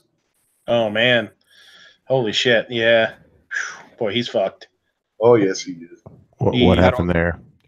He called, was it an escort service or something? No, it wasn't an escort service. It was a hookup website. Oh, that's right. And the chick turned out to be 16, and he took off. Yep. And he flew took to off Thailand. to Taiwan. And then the Taiwanese authorities arrested him and are deporting him back to the U.S. Yeah. It all depends on what state, too. Every state has different laws. Well, it depends on the state for age of consent. But he also offered her, didn't he offer her $500? I don't know if he offered money or not. Last I saw was just he went on this hookup site and met up with her. They went out and he took her to a hotel. I just meant the age he paid. Different per state. It says, I just pulled it up because I did read it. Tipping 30. He's 30. She was 16. He paid her $500. So even if she was of age, it's prostitution. But yeah, and I guess Taiwan is non-extradition, so the United States pulled his passport. Yeah, so they grabbed he has to come back. Passport and send him back. Yeah, yeah. It's sad to say it, but in today's world, you just never know, and especially with a lot of the stuff coming up. I mean, you just look at Kavanaugh. There's all kinds of stuff that's coming up now. Whether it comes out to be true or not, that's still yet to be seen. But at the same time, it's like I'm just thinking about. I'm 26. If I was still single and had something like that come up now, it would still show up. And I'm sure if I ever went for a political position or something, somebody somewhere would dig something up that, hey, he was accused of this at one point, even though I was completely cleared. It'll be this video right here. There's, I mean, I don't want to say it's safe to say, but it's safe to say pretty much make up something close enough for just about anybody, even if it didn't happen. And you figure something out if you really wanted to nail somebody, get them in trouble or whatever, or try to. But he, it says he paid her $500. Now, even depending on, I know some states, I don't know what age of consent is for different states. I have no idea, but it depends. Age of consent can differ with whether the other person is over 18, under 18, or I'm sorry, over 18, or by how much the spread is of years. Yes, sometimes they get into an exact year, and it's like it's birthday to birthday. It's not right. It's day for day. Yeah, there was a story. There was a story a couple of years ago where the state pressed charges against a kid. He was 18, and his girlfriend was like 16 or something. I forget what it was. And the parents knew about it. It was, they didn't frown upon it. They liked him. The girl's parents loved the kid. The boy's parents liked the girl. There wasn't anything, and somebody found out about it, and it wasn't even the parents that pressed charges. It was the state, and the parents actually made a big deal about it and said that they didn't want him charged. We didn't feel anything was wrong with it. I don't know whatever happened with that, to tell you the truth. A lot of times that becomes the future son-in-law. Yeah. A lot of times. That's true. I guess you could just bolt and get married quick. Well, I meant, but that's where it was going anyway. And then they have this whole thing come up, and a lot of times they were going to be together no matter what. Yeah. Well, thanks. Well, the state solved it. They fixed all the problems. Good for them. Mm-hmm. Yeah, I'm glad we have them. That's good. Solving more problems. I think too, you get the Romeo and Juliet effect too, where you're not supposed to be where you don't allow it. It makes you want to do it more. That's how young people are. The YOLO and Romeo effect. Is that what you're saying? YOLO. Do the kids still say that? I think they're saying yeet now. Oh, I don't know what's that. Exactly. I'm 26 and I don't even know what the fuck that means. How long does Romeo and Juliet last? What was it, like a day and a half? How long was the story? Like three people end up dead. I don't think. Just 24 hours, 48 hours. Oh, I don't know. I don't know because all the traveling it had to have been more than just 2 days. Oh, I'm gonna. Well, I mean, if you factor in the time that Romeo was knocked out by the poison, that's at least 12 hours, right? Or not the whatever poison. Just stand by. We're gonna Wikipedia this. Okay, I would assume it's probably over the course of the 72-hour I'll let you know in a minute. Okay. Yeah, guys, you got to figure Romeo traveled all the way to another city-state in Italy. I mean, he was banished for a while. That's right. Oh, so I mean, over the course of the whole play. Oh, yeah, that's a good point. He was annexed. And traveling back then was by horse or foot. I mean, it wasn't like jumping in your car and driving. You know? It wasn't that sweet car he had in Romeo plus Juliet in the 90s. You're saying? No, that was pure Hollywood. Yes. We brought. I don't know, man. I brought that up on the Daily Gun Show a couple of weeks ago. There's some cool guns in that movie.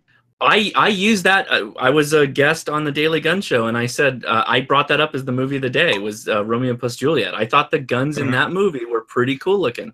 Yeah, they had like, and they had names too. Like Mercutio's 9mm dagger was probably the best. Well, the most iconic one. That's the one he throws in the sand before he goes to fight Benvolio and Tybalt. Mm-hmm. Yeah, I've read the books a lot. I'm officially changing my plug for Midnight's stream every week when I go to plug his stream for the night. Changing it, answering the most important scientific questions we can come up with. That's right. So we're going to talk about the flat Earth now? Is that what you want to talk about? Jesus, man, I'll tell you what. A good week or more before he went back to I can't remember the name of the town they were supposed to be from. But yeah, so it's more than just a day or two. Like there still were a lot of people that were dying in this feud.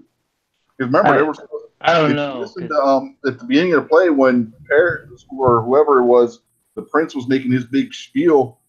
There were people that were dying before the play even opened. No, they were all on the bridge when they were doing the silhouette with Nomeo. You're talking about Nomeo and Juliet? that was actually a pretty good movie. I watched that with my daughter, so I'm pretty much expert on anything gnome related. I bet you didn't know that because he's so dedicated to YouTube, Clover actually turned that part down. Well, he turned it down because they wanted him to dye his beard and dye his hair from the red into the traditional gray of a gnome. He just wasn't having it. It's kind of like Cesar Romero wasn't willing to shave off his mustache. Yeah. Uh-oh. YP out there said he gave me a problem to solve with the panel a couple days ago. I don't remember what it is. Was it 2 + 2 = 4? Sometimes that's fake news. 3 + 5 = 2. Yeah, that's more like it. What was it, YP? We'll see what he says. We played the waiting game. It's probably like a real good question that I'm too dumb to figure out. 42. Yeah. Taters. Everybody down in the Gun Channel's chat fell asleep. Yeah, G was there for a little while. Mm-hmm. I he's think causing all sorts of trouble down there. I haven't heard Gary talk in a while. Is he still awake? He was Nope, not awake at all. Fell asleep several minutes ago, as a matter of fact. You know when Gary falls asleep because all you hear is. I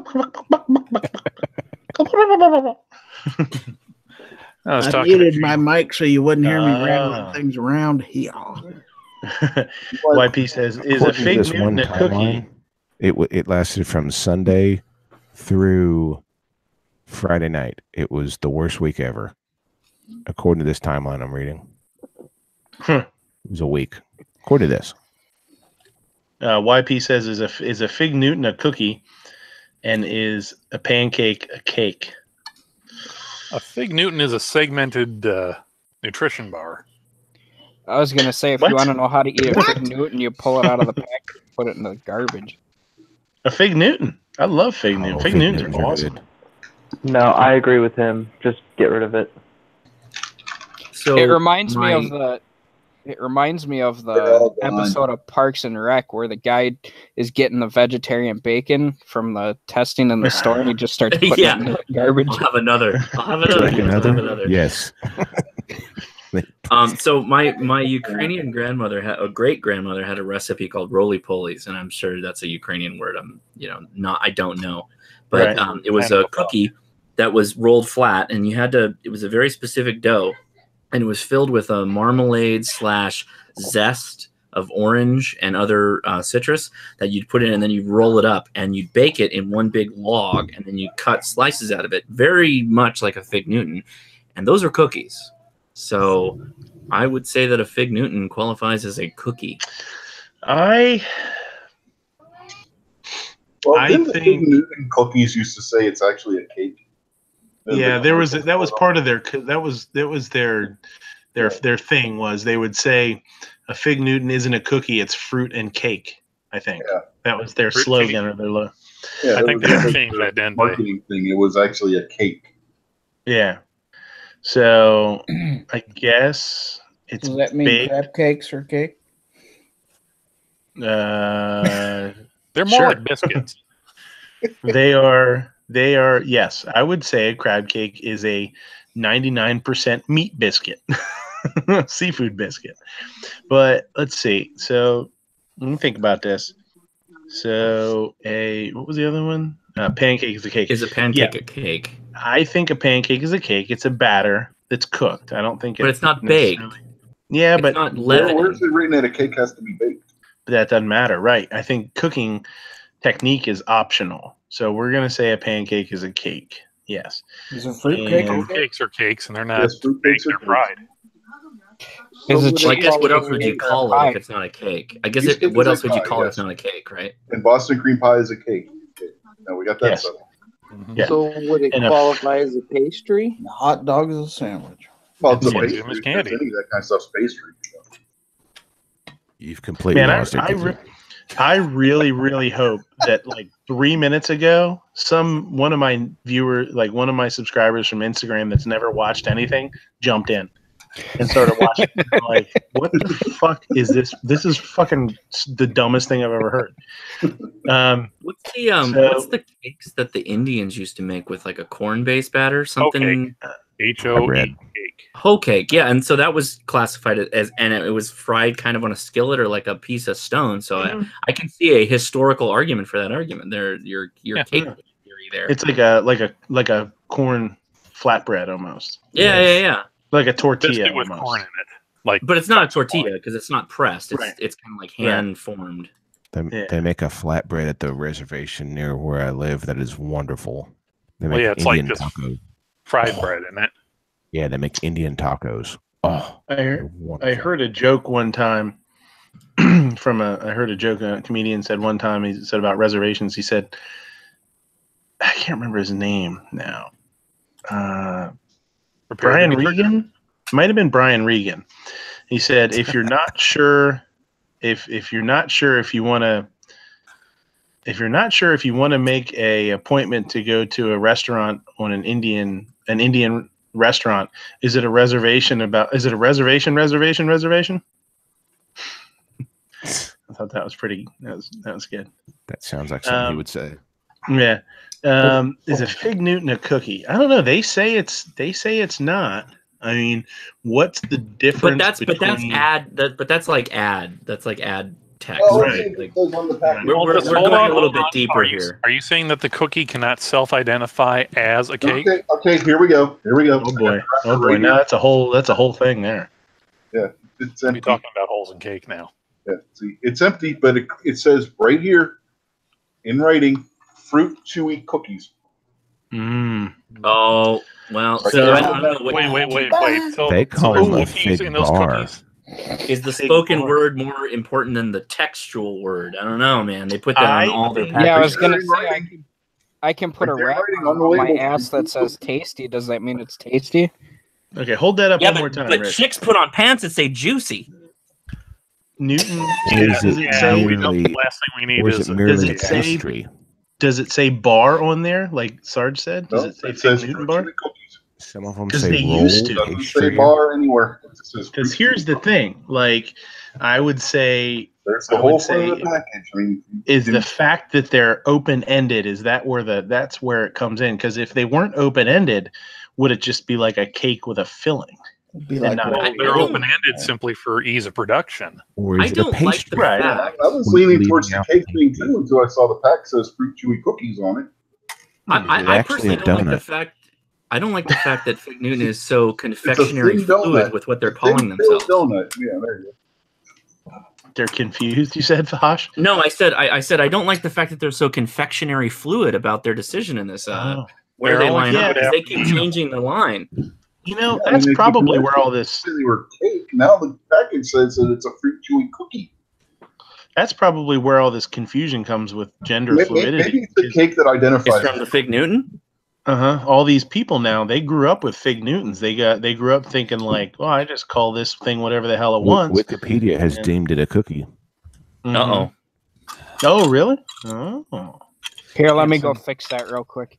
It was invented by Charles Roser in 1891. And it That's a long labeled time. a cookie. It's one of those mixed up genders. It's a cake that thinks it's a cookie. That's just recently. Yeah.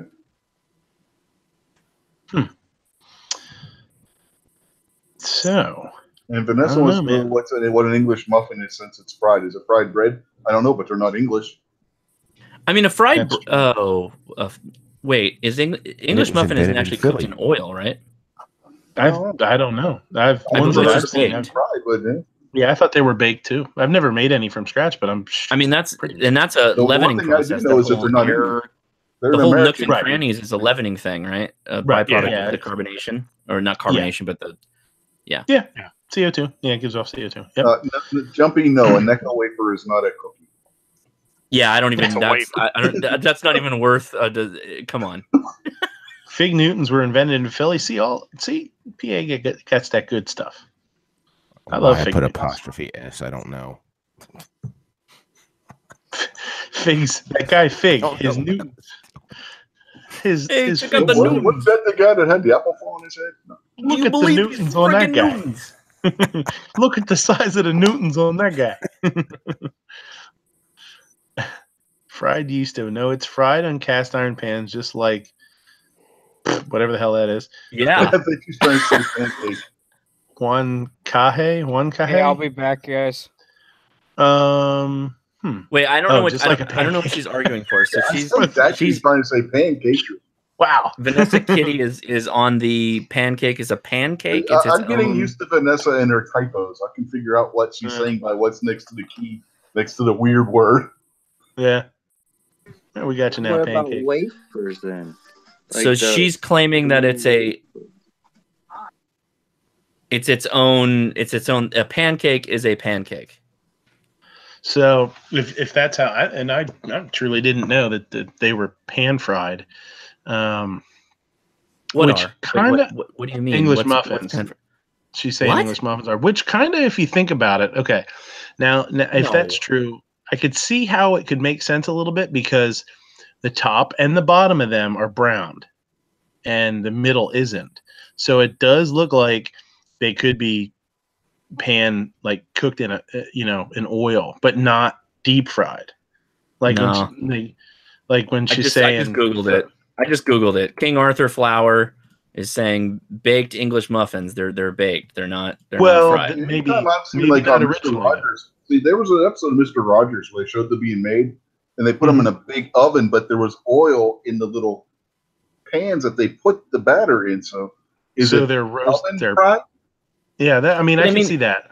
But once you enclose something and you have a convection process, it's no longer pan frying. Well, I know you can put a lid on a pan and create kind of a convection process to it, but an oven is an oven. I mean, you can oven fry things too, which is a combination of baking and frying at the same time. That's kind of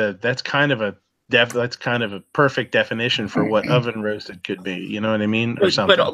But don't where you forget start it in a pan and finish it in the oven. But don't forget, the bottom of an English muffin is completely covered in that. What is it? Corn, whatever. Yeah, cornmeal. So yeah. if that was just fried, it wouldn't be that way. It wouldn't be that texture. It wouldn't be just able to wipe it off like it is. Unless it comes out of the oven and it goes onto like a conveyor so that it soaks up that oil, so that the bottoms aren't oily. Yeah, that's a possibility too. And that way So they don't have to like. Right. By the way, I'm not disagreeing that Vanessa Kitty, you can't cook them on a griddle with oil. I'm saying in the mass production of English muffins, I don't believe they're pan frying these things. They may have some kind of industrial system that they work this out, like you were already saying, where they land in a pile of in maize or cornmeal. Mm-hmm. No, we don't. We've never made them from scratch at home. We're talking in the industrial way of making them. Yeah.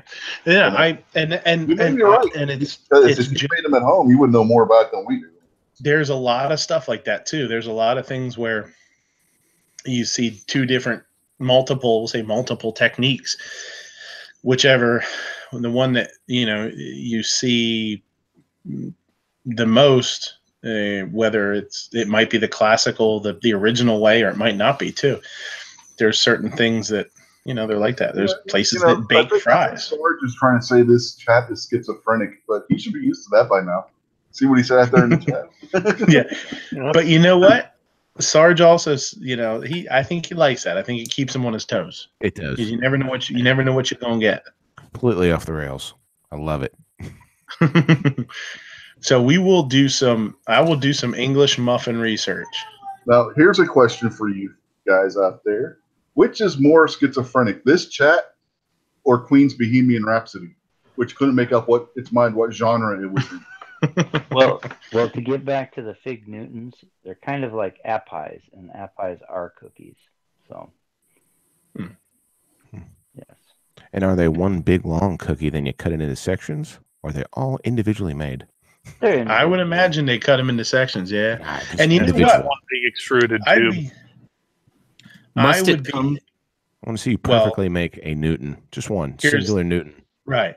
And here's the thing: if they weren't made in one long strip and then cut after they were baked, the ends would be the ends where the paste is sticking out would get like all dry and crunchy. So you're saying there's Newton scraps laying around?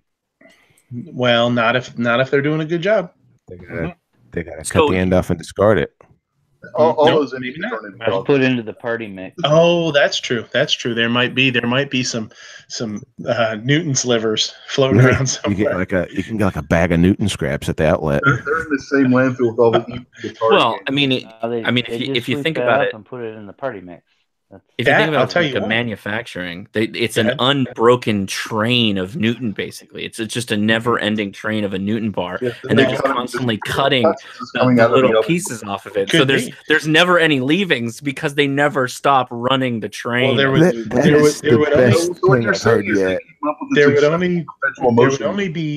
might only be one ever. There might have only ever been one.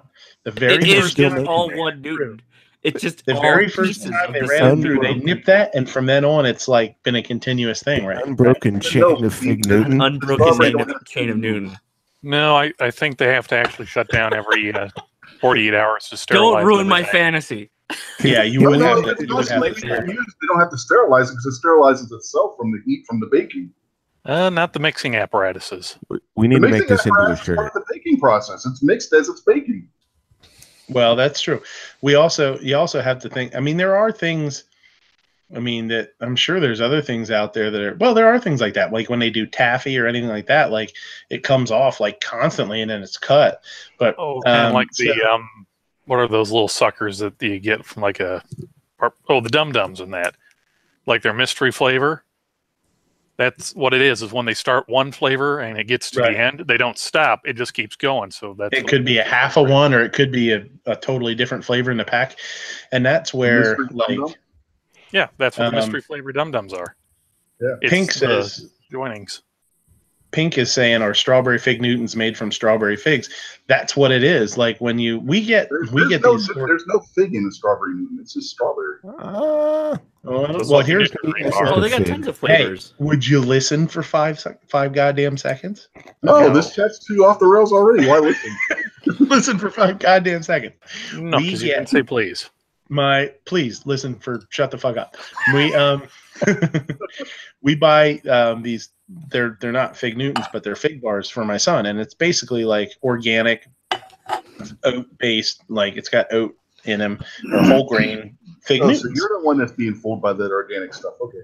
It's for the kid. I don't give a shit about myself, but I want my son to not suck like me. So we're gonna try, right? He's already got tough him up. He's already got half of my genetics, which is like already 1 foot in a banana peel, you know. So, bananas.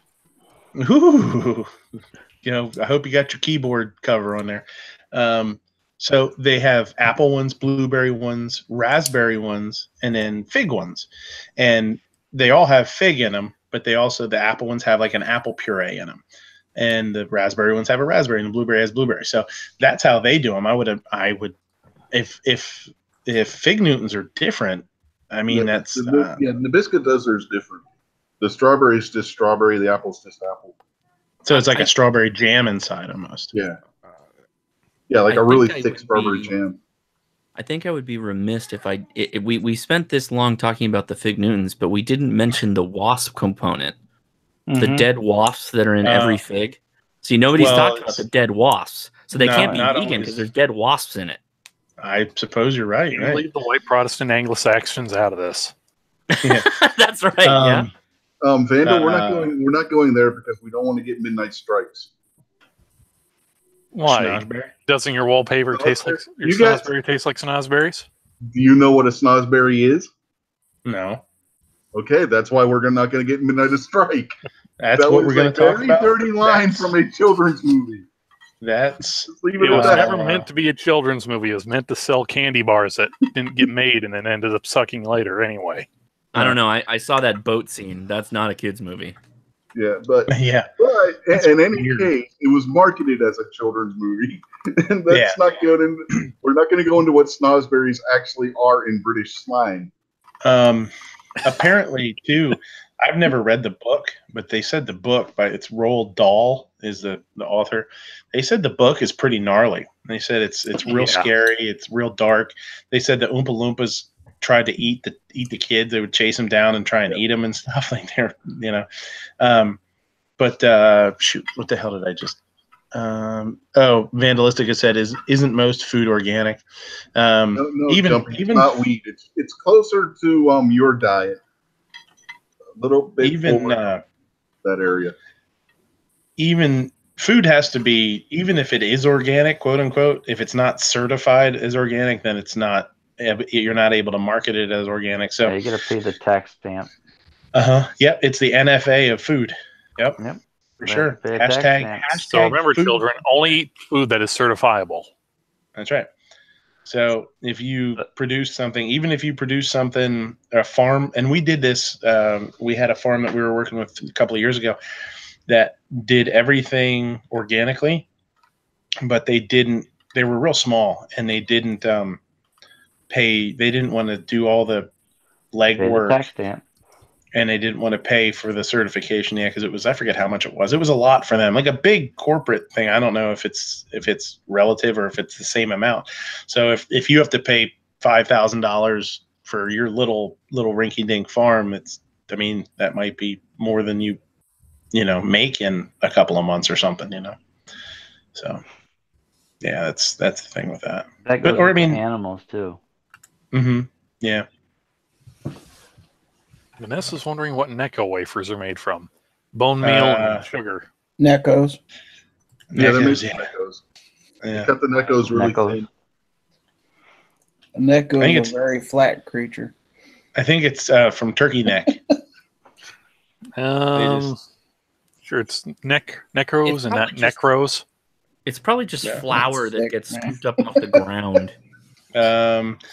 It would be okay. There is a term. Hold on, let me see if my brain can work here. Probably not. There is a term in pastry, French pastries, pastillage. Let me look this up. That's for real. Pastilles. But and it's basically, if you've ever seen a cake with like the flowers that are made out of like this sort of chalky sugar stuff. Yeah, sugar. That's called pastillage. I'm going to look up the pastillage. Yeah, I'm going to look it up.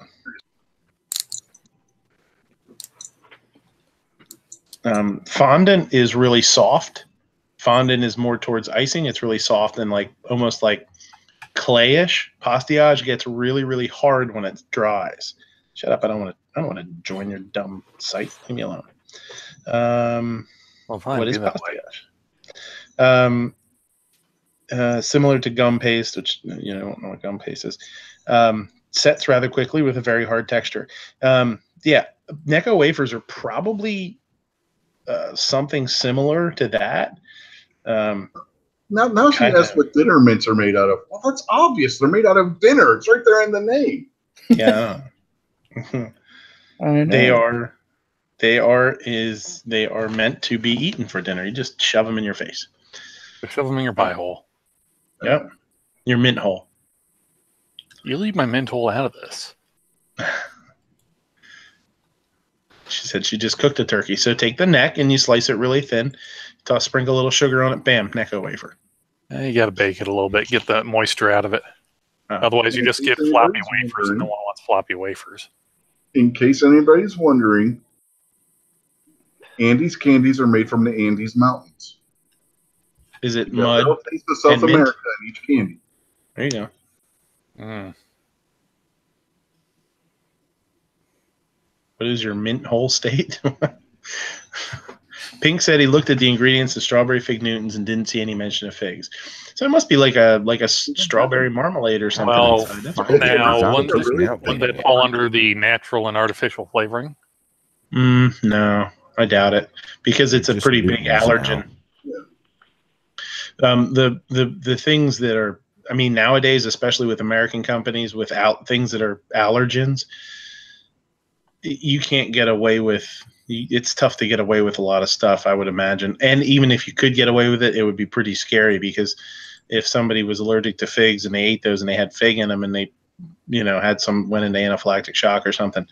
I mean, that's bad news for a company. If that, when that gets into the news and it's like, why wouldn't you tell us that? It just looks bad. So yeah, and Vanessa's out there trying to get us back on the English muffin thing again too. Check out how English muffin. Both sides in a pan. Well, what I don't understand is how are you going to pan fry it in cornmeal? Okay. I think you might have already covered that when you take it out of the pan and you put it on the cornmeal. Yeah, but I think soak she's up saying the oil. Yeah, but yeah. See that I'm with you with the cornmeal, right? Because when you get those things out of the package, they got cornmeal all up in that thing, and you wipe the extra cornmeal off, and it's like a ton of cornmeal. Or is that added afterwards? Here's Food Factory USA texturizing an English muffin. They're showing them the dough balls basically rolling down a little conveyor belt of cornmeal. Ah. Okay. What do they fry it or what happens? I don't know. Now I'm intrigued. Let's well, I'll tell you what. Let's see if we can. Shark Cane, I'm pretty sure that nobody other than you has ever questioned whether peanut M&Ms have a warning that they contain peanuts or not. You might be the only one to ever do that. And yes, we know the extra silence. Actually do, and then it's right next to one. Process in a facility with other tree nuts. Right. So they got a bunch of green piecers. These nuts, them nuts, those nuts. And in California, it probably has a label saying they cause cancer. Well, everything in California causes cancer. Yeah. Well, how are they going to label the air? Because I'm sure you go to places like Los Angeles, the air causes cancer. Well, you see, what they're going to do is they're going to take all the plastic they save from the straws and make little signs they're going to tie on the end of helium balloons. I know how they're going to do it. they're going to microstamp every little air molecule. Property of California, please pay your taxes. No, California has found that this molecule may cause cancer. This is showing. This is a mass production plant. They're showing them basically baked, and what they do is it comes in to these little pans, almost look like muffin tins. They're rolled into cornmeal. They're dropped into muffin tins, and it could be, say, like a savory muffin. Okay, so it shows them going into an oven, and then the pans flip over and they drop into another pan, and so that's how they're basically browned on the top and the bottom. That's how these guys are doing them, and they look like, what any other English muffin that you'd buy. So I think we're considered. This one roasted, baked. From an industrial food standpoint, that makes sense. I'm not saying you can't do it in a pan. I'm just saying that when you go buy a bag of, English muffins, they're going to come out baked. Those are baked English muffins. And that would mean, I'll tell you, that would be a really good sort of camping thing, if you can do them in a pan, you could do them in cast iron or something like that. Or just take that would actually be really cool if you took like we have steel muffin tins at work that are like a nice, thick steel. You can build like a campfire and put it down into the coals, put the dough in there, flip them over. That'd be good. Haven't you seen those little sticks with the pans on the end that clamp together and you make the little sandwiches on the grill or fire? Campfire. Yeah, pie irons. Oh, yeah. Put exactly. the bread and put the cheese. That would work. Pizza sauce. Yeah, that'd be a good way to go. You're coming up with all sorts of dumb shit today. When we go camping, my wife will cook.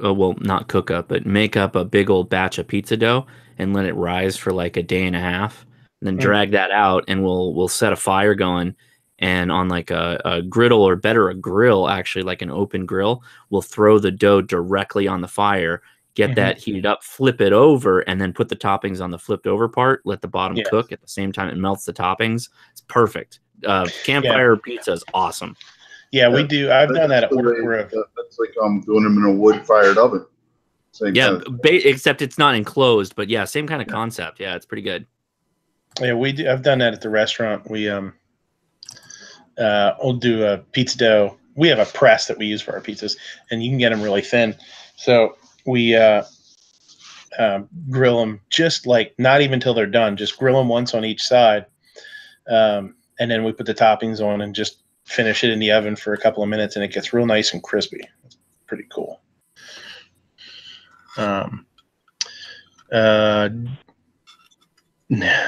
Einstein down there is saying fondant with a question mark. Yeah, fondant. Fondant. If you ever get a cake that has it's covered in that. It's fondant. It's I don't want to say it's like Play-Doh, but it kind of is a little bit like color. It's like dessert.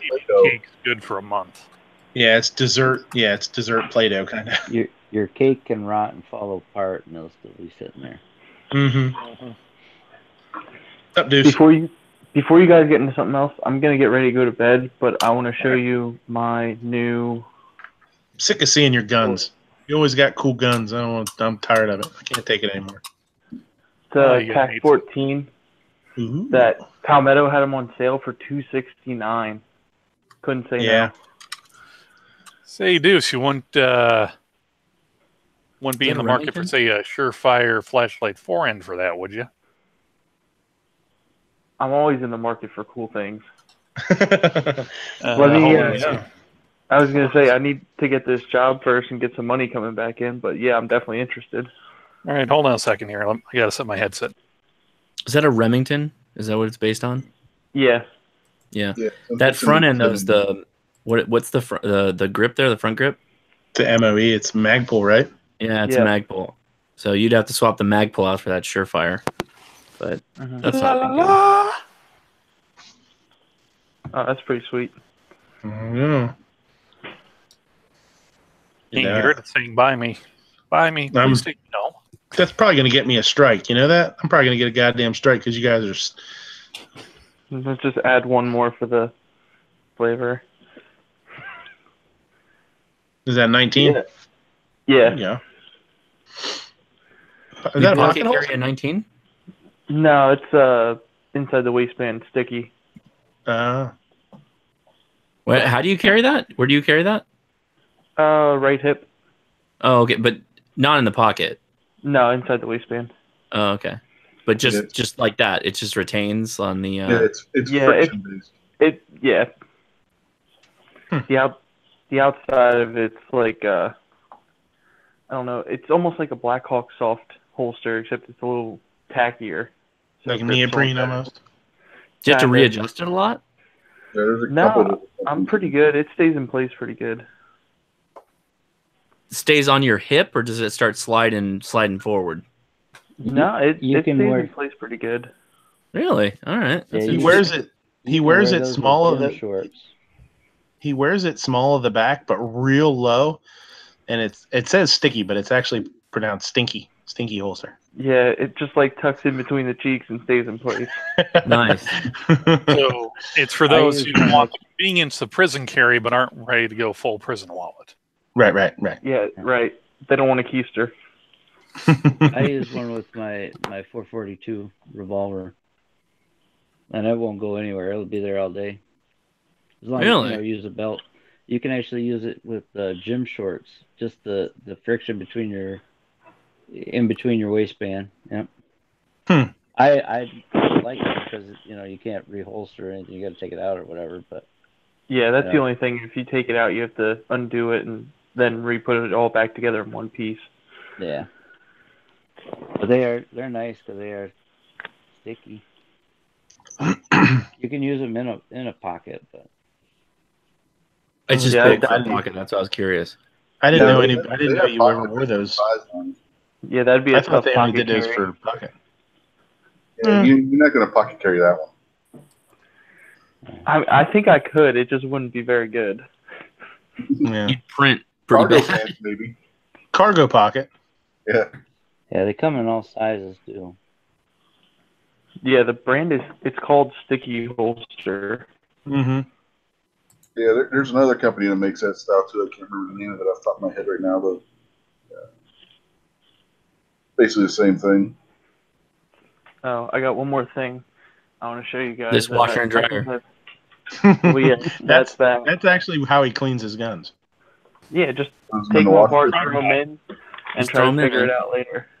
Man, if he opens that up and there's like a chick tied up in there, I'm calling the cops. So you'd be okay if there was a dude tied up in there? Yeah, it's to each their own. What if it doesn't identify by any known gender? Well, He's trying to not show us these things, but he's showing us everything else. Ammo can on the ground, radiator, air conditioner, some kind of Sorry, I'm getting there. I see a bottle jack. Oh man, there's all kinds of spam cans in that thing. Yeah, Jack, oh, man, look at those crates. Everything. Now we know who bought it all. Is that triple sec? Is that a candle of triple sec? Or is that peach schnapps? Peach schnapps. Oh God! Right next to the Clorox. I don't know. That's better. Everything, and then this is 100 AR PMags. God damn. Some other fun stuff, and then it's buried, but in here is 100 AR and 100 AK PMags. Jesus. You can only use one at once, right? Got him on a good deal. They'll go up again eventually. Got him on a good deal. Nice. He's planning a government overthrow somewhere. Yeah. Well, now they know about it. Way to go. Way to ruin the surprise. Yeah, man. Well, I didn't say here. Well, now, Midnight, on that subject of using only one at once, I mean, you got two hands, you got 2 feet. I'm pretty sure someone's figured out a way of mounting one on a helmet so you can operate it with your nose. Some of us have prehensile tails, too. I forgot about that. Hey, you make fun of it now, but you were singing its praises that night in Vegas. Take what you can get. What happens in Vegas stays in Vegas. No, it stays on YouTube. No, that's only if it's Ghost and Clover. On that note, I gotta get out of here. See you, buddy. See you, man. Since we're on show and tell, give me a minute, and I'll show you my overflow that doesn't fit my safe. It's just spilling out into the front yard. You see, some rednecks have like 85 IROC sitting up on blocks in the yard. He just has guns and shit. Here's another kitty cat. He looks very unimpressed. Come check out my overflow. I wonder how many people on this chat remember this video when he was a kitten. Mm. Oh, yeah. I like that color. Yeah, like charcoal. He made his appearance on my show when he was real small. Really neat. And Gunpowder fell in love with him. Like, I want that cat. Talk about that cat. I do remember that, actually. She wants a lot of stuff. Are we sure that Gunpowder isn't just Veruca Salt all grown up? It's possible. That's a nice little tie back with the Willy Wonka comments from you. Yeah. Like that?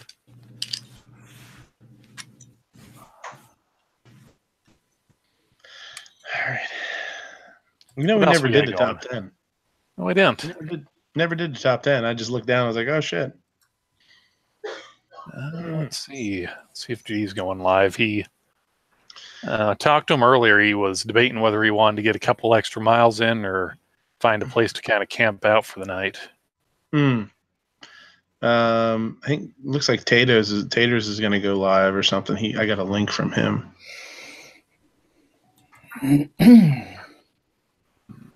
Subscriptions. G's gonna go live. What show's he gonna do? Just like a recap or something like that, or?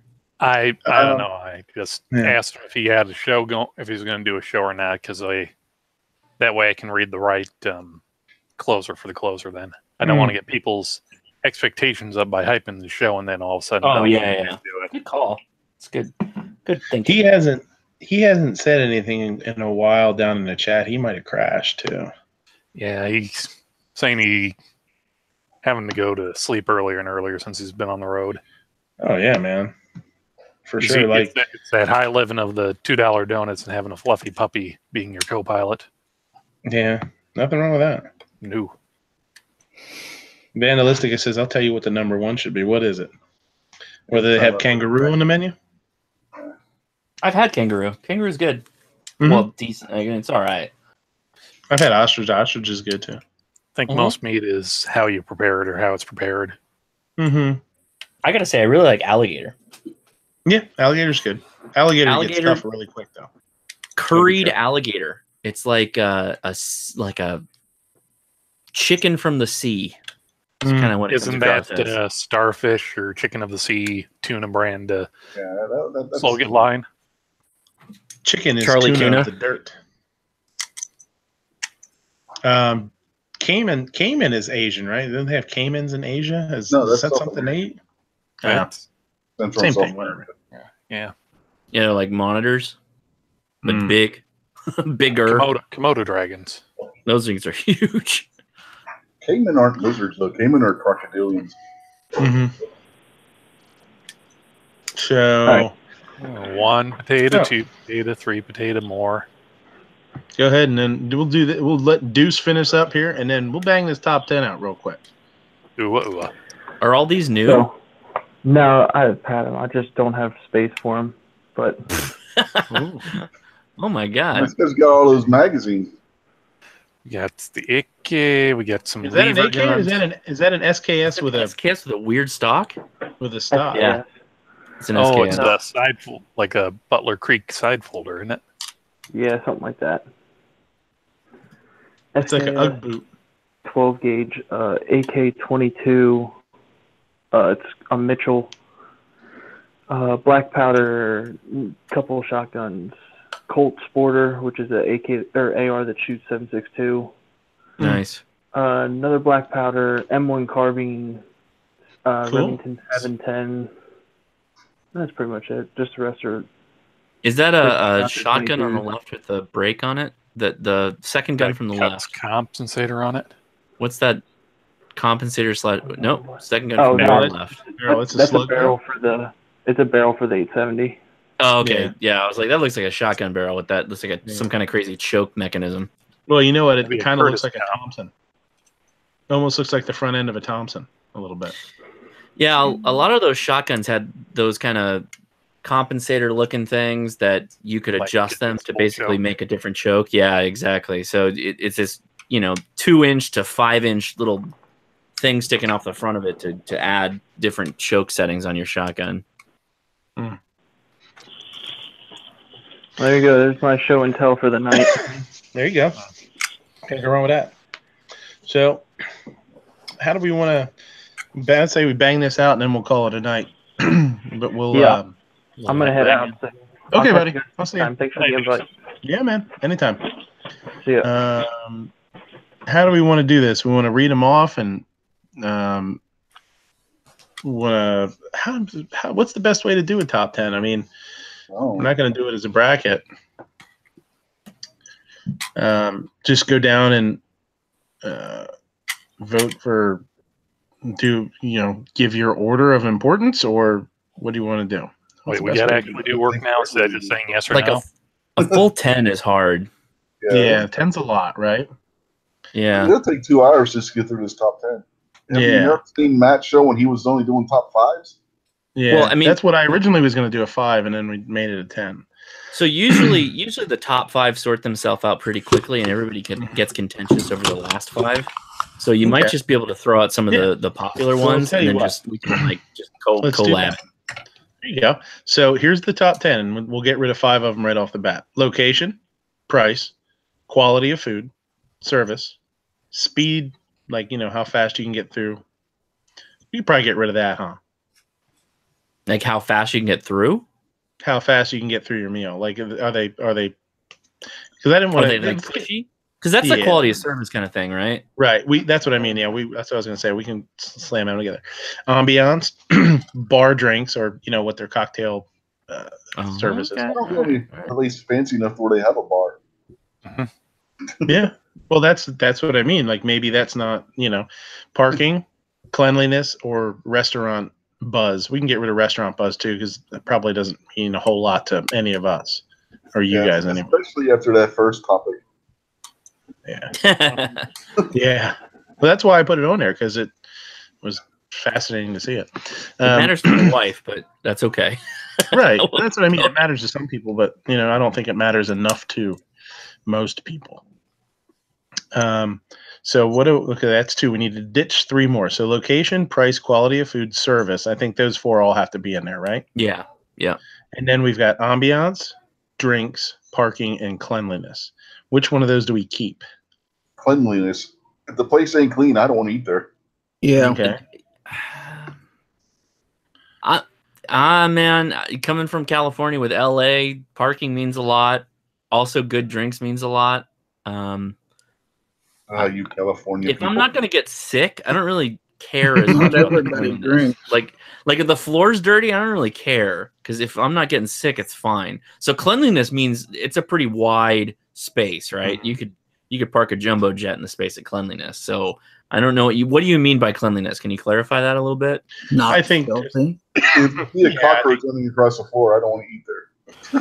If they set down my plate and a rat the size of my burrito walks off of my burrito, That's extreme, though, right? That's a little extreme. Get or back if, here, sir, there's an eyeball in my soup. Yeah. Like if we're talking about cross contamination type of cleanliness, then yeah, sure, of course that's got to be more Okay. important. But Silverware on if we're your talking seat. about like Is you the went into the most restroom common and it's kind of vehicle greasy there on the the health ground. inspectors?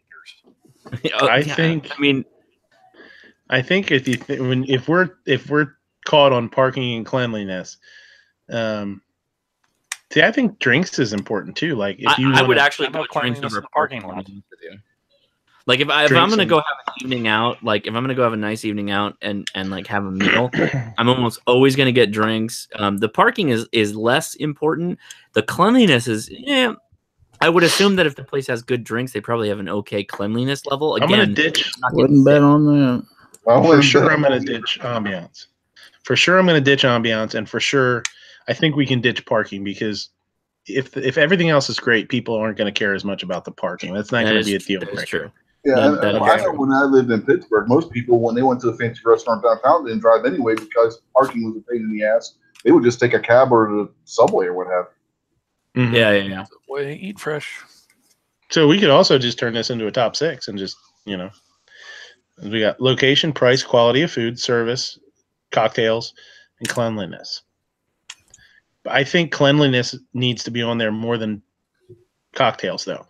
Just so do you want to qualify that, though, as far as cleanliness goes? Like, are we talking getting sick cleanliness, or just it bothers you because it's kind of not what you expect? Kitchen nightmares. He goes in and there's like black mold and stuff in the kitchen and stuff like that. So we're talking getting sick. Yeah. It's not even that. Like, if you go in and you pick up your fork and your fork's dirty and your glass has somebody else's slip. That's quality of service, though. No. Yeah, the fork thing could be an accidental. I mean, that every so often, because you get a dishwasher and then they might miss something. That doesn't bother me as much as like if the floor's dirty, if there's like splatter on the wall from somebody who was there previously who had kids or something. That's what I'm talking about. Like if if they don't have enough pride to keep the restaurant clean, you know what I mean? I don't want to eat there. All right, you know what? We're going to do a top 6 and we'll just see how it pans out.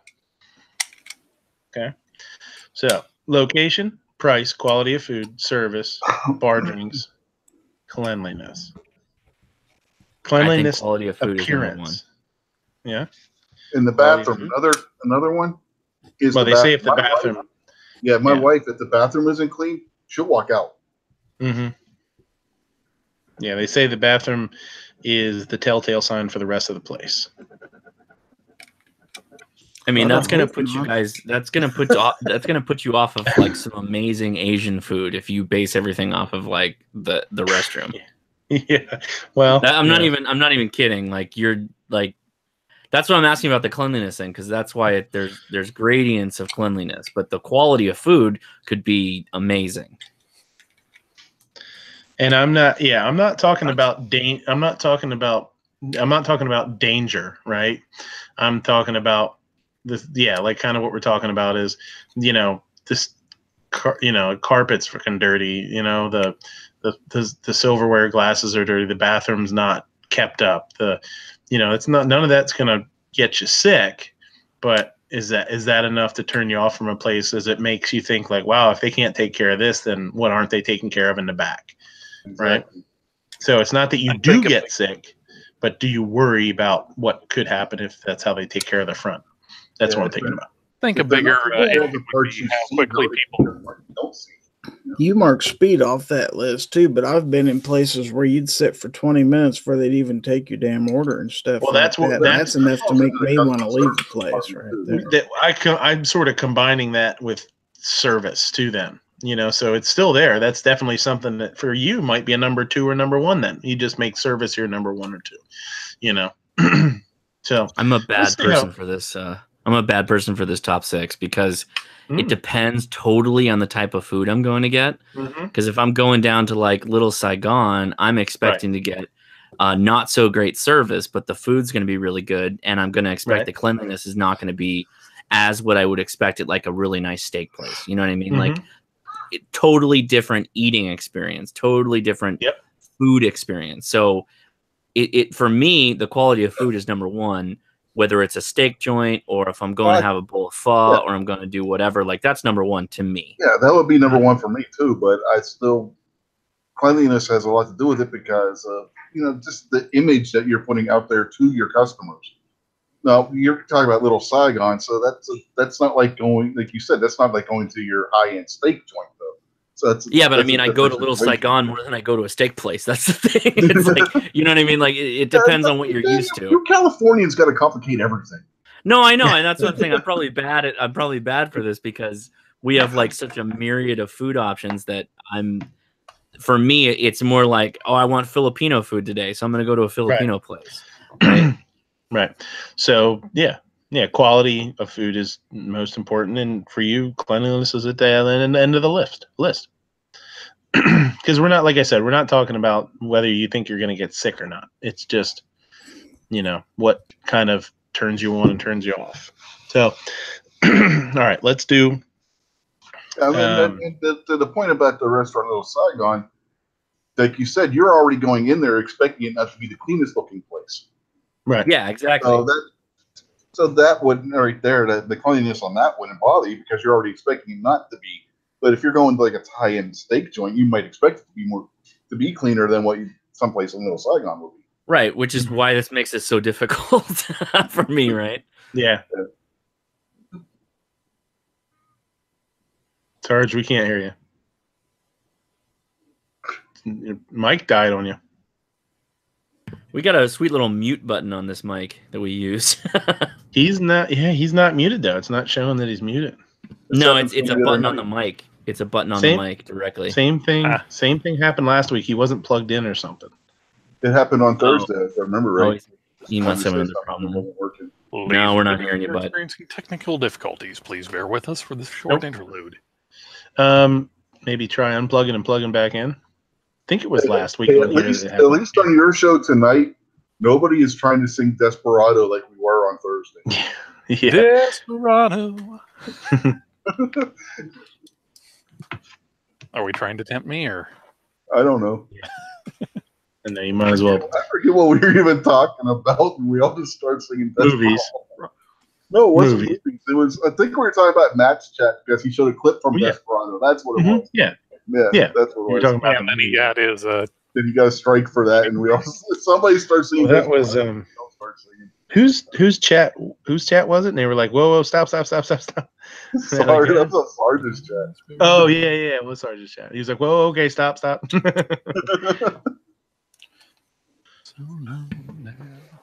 Well, okay, I got so that song stuck in my head. Thank so you. while we're complicating things, so quality of service, that's another thing that, like, if I'm going to a Chinese restaurant, the better the Chinese restaurant, the worse the service is. Service probably is, What right. Chinese restaurant you're going to? Chinese Oh restaurant. my God, you got good you got service. like real Chinese restaurants, man. That's what we expect. Chinese restaurants I go to are the buffets. They hand you a plate and say, "Go get Oh, your that's We garbage. got a real Chinese restaurant not far from you that's owned by the actual Chinese people, and they're some of the nicest people you ever want to meet. Maybe the owners, but Well, not yeah. the staff. They got the kids working back in The the whole kitchen. family runs the Oh place. man, where are you from? Where are you at?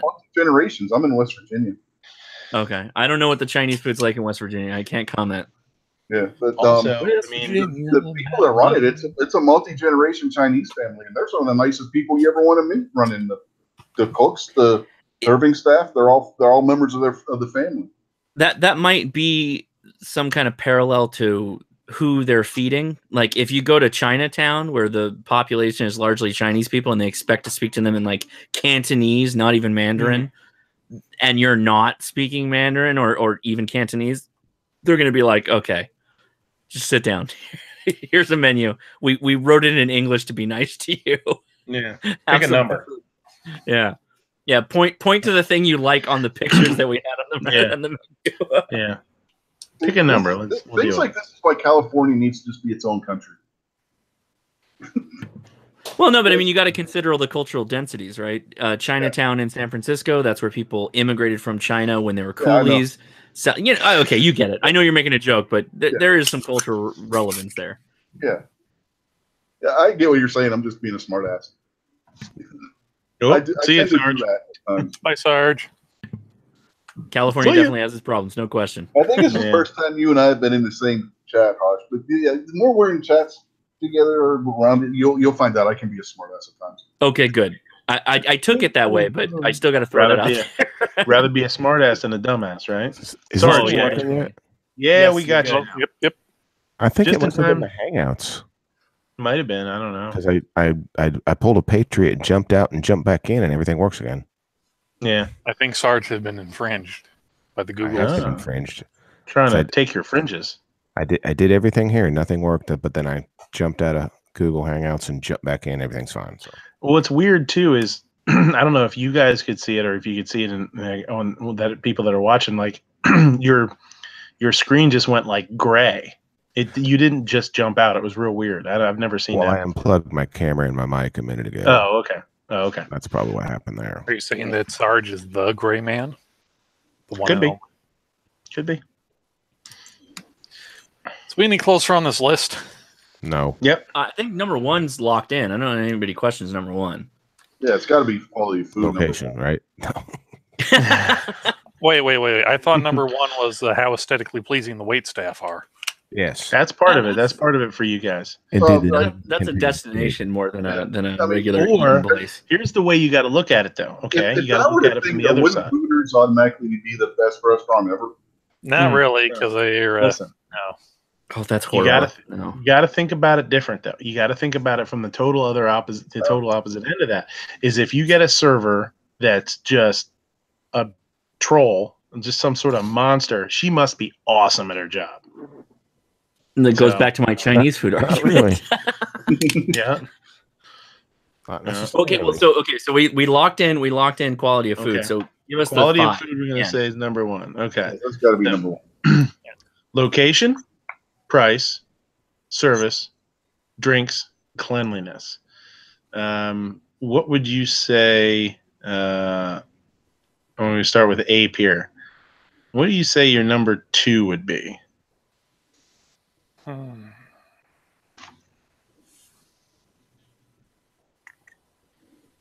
I would have to go with price.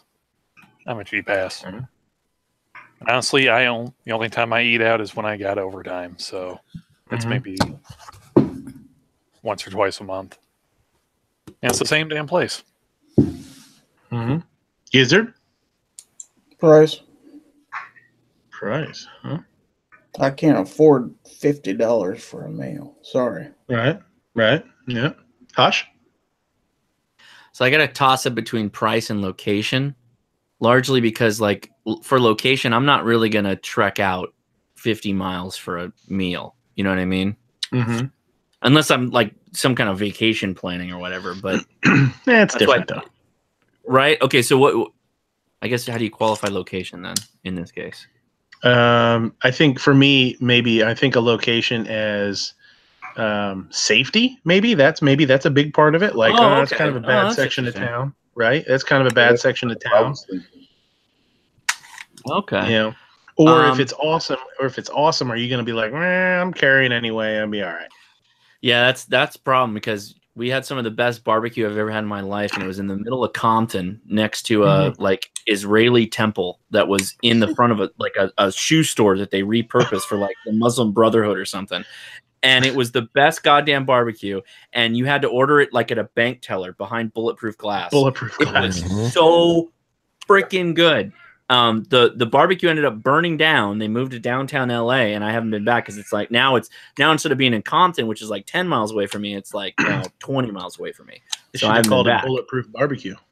They should have. I think it's Boudreaux's Barbecue. Oh, so Bullet good. Tees Barbecue. Yeah, Bullet Tees Barbecue. But at the same time, I didn't have any problem going down there and ordering big catering orders and pulling that out of there. So I don't know. I think I'd go with price. Mm-hmm. Yep. Rich. I'm going to say service.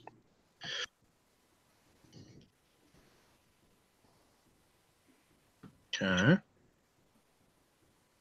Sargemus. Instead of price, could I exchange it for value? Sure. Because we'll let you trade it in. Well, because if you want something cheap, as long as it's good, that's good. And sometimes you want to go out for something really good and don't care to pay a little more, as long as it's a good value. We'll say value and price. And I think that's that again. I think that's for me too. So I would say price is definitely the number two. Number three, location, service, bar drinks, cleanliness. Number three, Ape. I am going to go with location.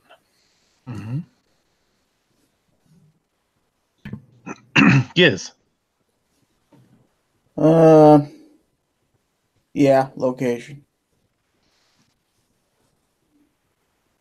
Hush. Yep, I concur. Location.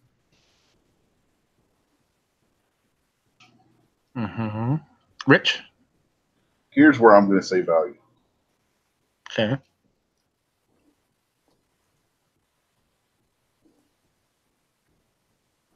value? That was one of the Or options. price. Value or price. / price. Oh, okay. Got okay. I was like, value, it's got like a play place my kids can go like hang out in while I'm having fun with my wife kind of thing. Oh, That's a lot of value. We already locked value in as number Number 2, and that would have been my choice for number 3. Well, you can't vote it now. It's already been locked in at number 2. Yeah, but I can vote it because that would have been my choice. That's fine. It's whoever votes for each one. So that's here, what I'm doing. The math, whoever math gets the will sort most. it out. The math will sort it out. Math will save us all. Sarge. Cleanliness. Ooh. Sneaky Pete. I'm gonna have to say, see, and for me, a lot like I want to say location or location's important, but it depends a lot on if you're going yourself or if you're taking your wife or kids too, right? That's a huge thing. So, if you're taking your wife and kids somewhere, location is actually probably way higher up there than what you would normally put it. So that kind of throws a little bit of a monkey wrench in, or a wrench. If Abe had it, it would just be a wrench. I do have a wrench. Okay, there you throw a. There you as go. long as you don't throw me in there, I'm perfectly fine. Mm-hmm. So I'm going to say location. I'm going to say location too. So we're going to say location is top 3. Okay. Ape. Service, drinks, cleanliness. What's next on the list? I'm going to go with cleanliness. Mm-hmm. Giz. Service. Ooh, now we're getting there. Hush. Drinks. Yeah. See, this is where it starts to get a little tough. Rich. You're over there. Cleanliness. Sarge. Can I pick one that's already been established, like value or something, like Rich did? You can. Artist. The point has been established. Here's the tough thing though. Like depending on what you pick and I pick, it could tie up. We might have to go to. What are the choices again? Service, drinks, cocktails, bar fare, bar drinks, and cleanliness. Oh, I already picked cleanliness, but that didn't. Well, you can pick it again. But You that pick didn't it make again it. for this category. Yeah, that didn't make it. So now what do I do? Well, no, I mean I'm just going So it's each still one. We're open. just we're still weeding them out. Yeah, we're just weeding them out. So. Well, I already picked This is a cleanliness. pure It's democracy, by the it's way, still what we're being doing. picked. Okay, you want to pick it? I mean, that's fine. We can just give it a. I'm kind of going by like category. Like I don't know how to describe it. Well, I I'm don't know not what the going criteria Making the is. rules up as we go. Can I Yeah, pick I'm it? not going by like total votes per like whole thing here. I'm going by each round, kind of. Oh, well, I already picked cleanliness in the previous one, so then I would pick quality of service. Okay. Or if I need to, I'll pick cleanliness. I don't know what the You rules pick are. I mean, if cleanliness is more important than service, then pick cleanliness again.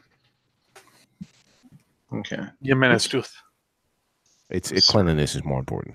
Okay, Sarge. Boys and girls, take your minutes tooth. I'm gonna say cleanliness too.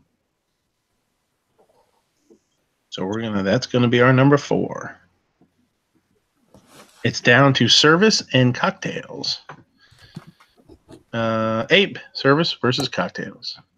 I think I know where this is gonna go. Once again, since I'm a cheap ass, I get my shit at the liquor store because it's a hell of a lot cheaper than drinking out.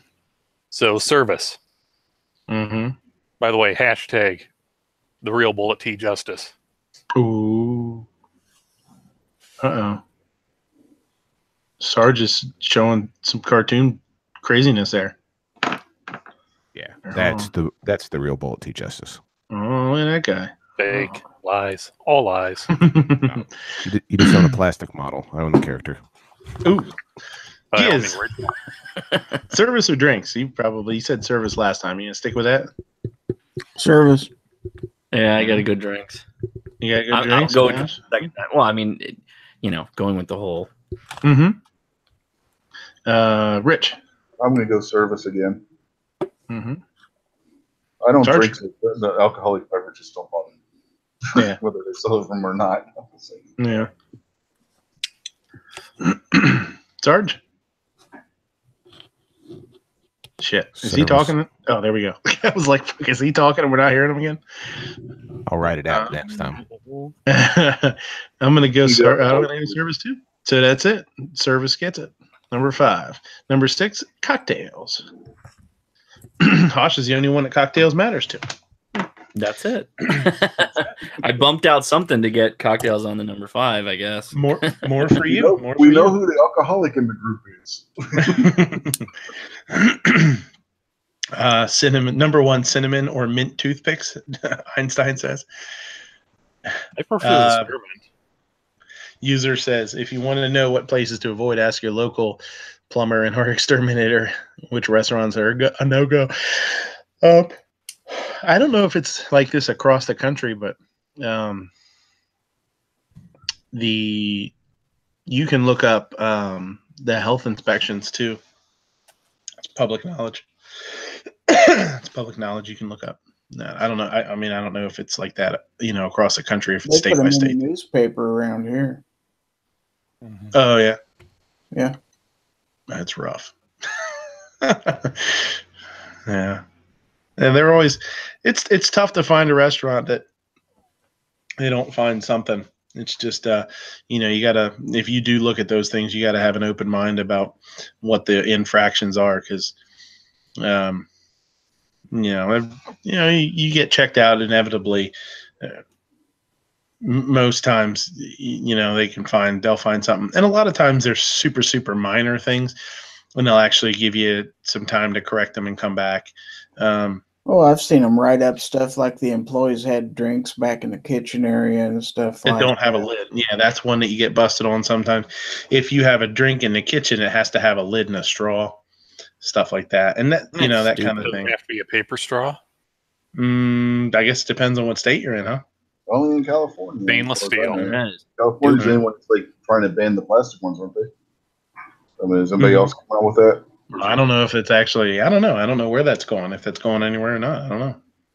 Yeah, they're trying. They're trying. I mean, there's already places that they were the only have ones that were paper trying straws. it, right? I think they were the only state that was actually trying that, which is surprising.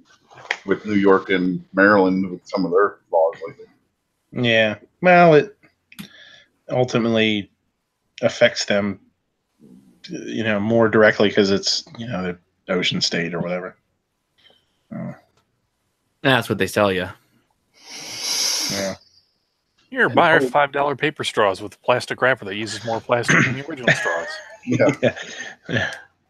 Yeah, just get a red vine and bite both ends off. There's your straw. Yeah, there you go. Twizzlers. Twizzlers are too smushed. No, you just got to. You just got to squeeze them. Red vines are springier, so. And they got a bigger hole in the center, so it's a better flow rate, more bandwidth. And they taste better.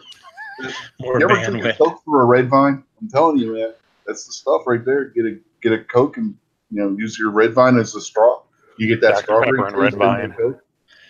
Sarge says he'd just order his straws of the Amazons. Oh, so it's pretty off. So Gal Gadot is making straws now. Yeah. Well, I was about to say Vanessa's making straws now because Jumpy keeps calling her an Amazon. She's 6'3". There you go. You got to be in the bit. It's a good business to be in. Maybe we don't know. Mm-hmm. Maybe we can start smuggling straws into California. Yeah, it's worse than smuggling guns. Bendy straws. Yeah, it's like up there with the crazy straws. Kinder Surprise eggs. Oh yeah, those things.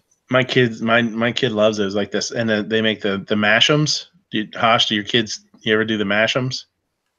No. I mean, we get them occasionally, but they're all like the bootleg, or not bootleg, but they're the counterfeit. The banned. No, they're banned. Like they come in from Mexico or Canada because you can't get them. Really? The proper Kinder Surprise eggs with the little yellow pill, those are banned like Cuban cigars in America, total America. The my little dude loves the mash'ems. We give him to as a treat, and inside is like, you don't know what it is. You just know that it's something from Thomas or something from Paw Patrol.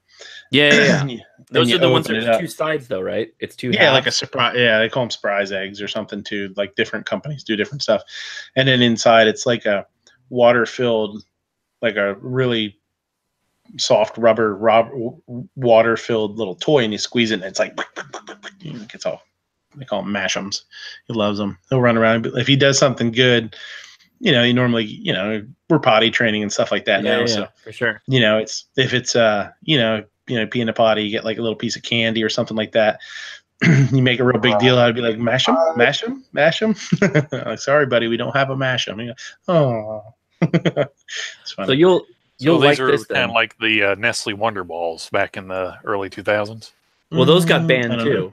No, those got banned too. So the Kinder eggs you can get in America now are the ones you split in half, and you can open them up, and one side's like a Ferrero Rocher with the hazelnut thing. Oh yeah, we have some of Toy those. Surprise. So the proper Kinder Surprise egg, like everywhere else in the world, is a fully encased chocolate egg, and you break the chocolate open, and inside is a yellow pill. And in that yellow pill is a random toy, and it could be like Transformers or whatever. Those are banned wholly in the United States because the product, that plastic pill in the toy, is encased in the chocolate. The only thing that can be encased in any kind of candy has to be useful for the consumption of the candy. Edible, so like or a edible, stick, probably. like or edible. So like a stick for a lollipop, because you hold it and that's the thing you suck on. But because that plastic thing exists, there was a couple of kids who choked on the plastic pill, I guess, because they thought it was candy, and so they're banned. They're wholly banned in the United States. Sarge says it's always good to put toys inside of candy. Whatever happened to survival of the fittest? Weed out the idiots. Yeah.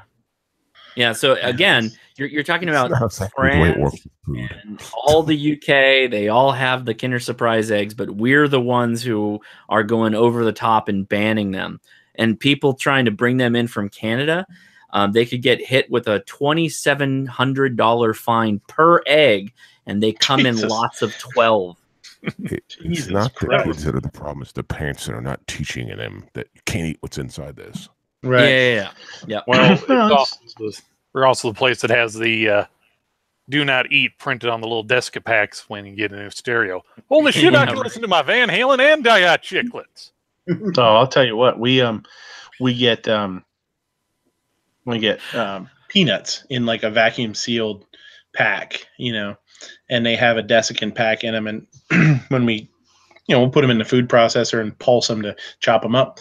And I wasn't paying attention one time, and I dumped it in there, and I threw the lid on, and I turned it on, and I turned back around, and it had caught that desiccant pack and just blended it all up. I was like, what the fuck? It looked like it was just like charcoal dust all in there. I was like, oh shit. That's a mess. Should be throwing that away.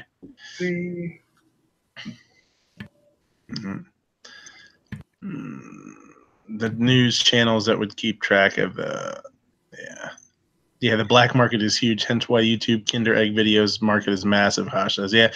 I know. Well, there's some. We tell people, there's no, some you can't dumb, have this. Yeah. You can't have it, and people want it more. Yeah. There's some dumb shit out there on like kids YouTube and stuff, and some scary shit, man. When you hear about people getting busted, like the pedophile stuff, and it's scary, man. We're pretty careful about what little dude watches on his iPad. C4 says he's gonna put a Glock mags in the Kinder Egg. Now, are they going to be loaded? There you go. Of course. Or those could be the deluxe ones. Actually, what you could do is you can use the Glock mag as the stick. Yeah, and then it's legal. And then instead, that way you can use the Korean 32 round mags. Yeah, you can use the fun stick. Instead of using an egg, I mean, I don't know about where you guys are, but finding like chocolate Easter eggs that big, not so much. But the hollow bunnies that are like 3 feet tall. You can make a chocolate cannonball sucker using a Glock maggot, the Glock fun stick as the stick for the big cannonball chocolate lollipop. I wonder how many illegal substances per year are trafficked inside of like hollow bunnies and hollow Santa Claus egg, like chocolates and all that kind of shit. It's got to be tons of it. The stuff that you see people try and get away with, where there was one I saw a picture once, and it was in the back of a truck, and they were like plastic not cellophane, but like plastic bags that you would get at the grocery store. Like these are carrot, like you would get carrots in. They're kind of that heavy plastic, and high density polyethylene. Whatever, and it was bags of drugs that looked like carrots, and they were transporting them in like a produce truck, and it looked like carrots. If you just kind of peek in there, that's crazy. Like, I can't imagine the crazy shit that they do that actually get away with. That might be a not bad way to do it for Easter. Happy Easter, Billy. Here's your Coke rabbit. I wouldn't keep trying it. Yeah. This bunny's full of heroin. No wonder he looks so sleepy. Sally, why is little Jimmy trying to claw his way out of the window? Did you give him a chocolate Easter egg? Yes, I did. It's one right here. Well, Sally, not only is this horribly high in sugar, it's packed full of methamphetamine. He said he wants to be a trucker and drive across country. Idiot, that was an 8-ball of Coke. Yeah, I was gonna say he ate a half a bunny, painted the whole house, with a toothbrush. Crazy. He was out there for days, never slept. He already got his commercial license for driving a truck. He's gone. He was back half an hour ago. He was trying to clean all the dirt off the truck. He got it down to bare metal and fiberglass. Long haul. He's an 8-year-old long haul trucker. Keep giving me those buddies.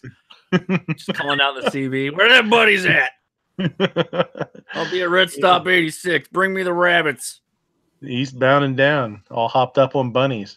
That's a good song. There's a song for you. Eastbound and down, all hopped up on bunnies. That's pretty good. That's pretty good. That was pretty good. Yep. We gonna drive like nobody's ever done before. Can I request like a new story like the one you read that night? We make a new one, and it can be based on that right there. My shit hit the fan story. Yes. We call it Eastbound and Down. We'll probably get copyright strike for rolling on them bunnies. Hell bent for bunnies. Hell bent for bunnies. Okay, guys, I got a new version of it. See you, Giz. That would be. We could get. You know what? We could get Rob Halford to sing the theme song to it. Instead of Hell Bent for Leather, he could just do Hell Bent for Bunnies. Hell bent for bunnies. Hell bent for bunnies. Yeah, it's brilliant. All right, let's get out of here before anything else ridiculous happens. This whole show is ridiculous. What are you talking about? Yeah, it's the ridiculous shows that are the most entertaining. Yeah, sometimes they do. They're the ones that are fun to watch for sure. Sometimes you don't need to learn shit. You just need to have a good time. Well, we learned that. Have you ever watched the Japanese food episode of my show yet? Have you found that one? No, I keep forgetting. People bring it up, and I always forget about it. Were you there for that one, Friday? Dude, honestly, for the last couple months, the only shows that I'm either able to watch or participate in is usually this one. Well, this was a few months ago. We're talking about it was a taboo restaurant, underground restaurant in Japan. And we're dropping innuendo after innuendo after innuendo about what goes on in this restaurant. And Gunpowder just does not get it, right? She thinks we're talking something else. I mean, we're talking about how the food had the special sauce and how you put your own special sauce on it and stuff. Gunpowder still is oblivious to this the whole time, right? Finally, RL just goes out, "You fuck your food." So you're saying it's like a maid cafe cannibalistic restaurant? No. I know.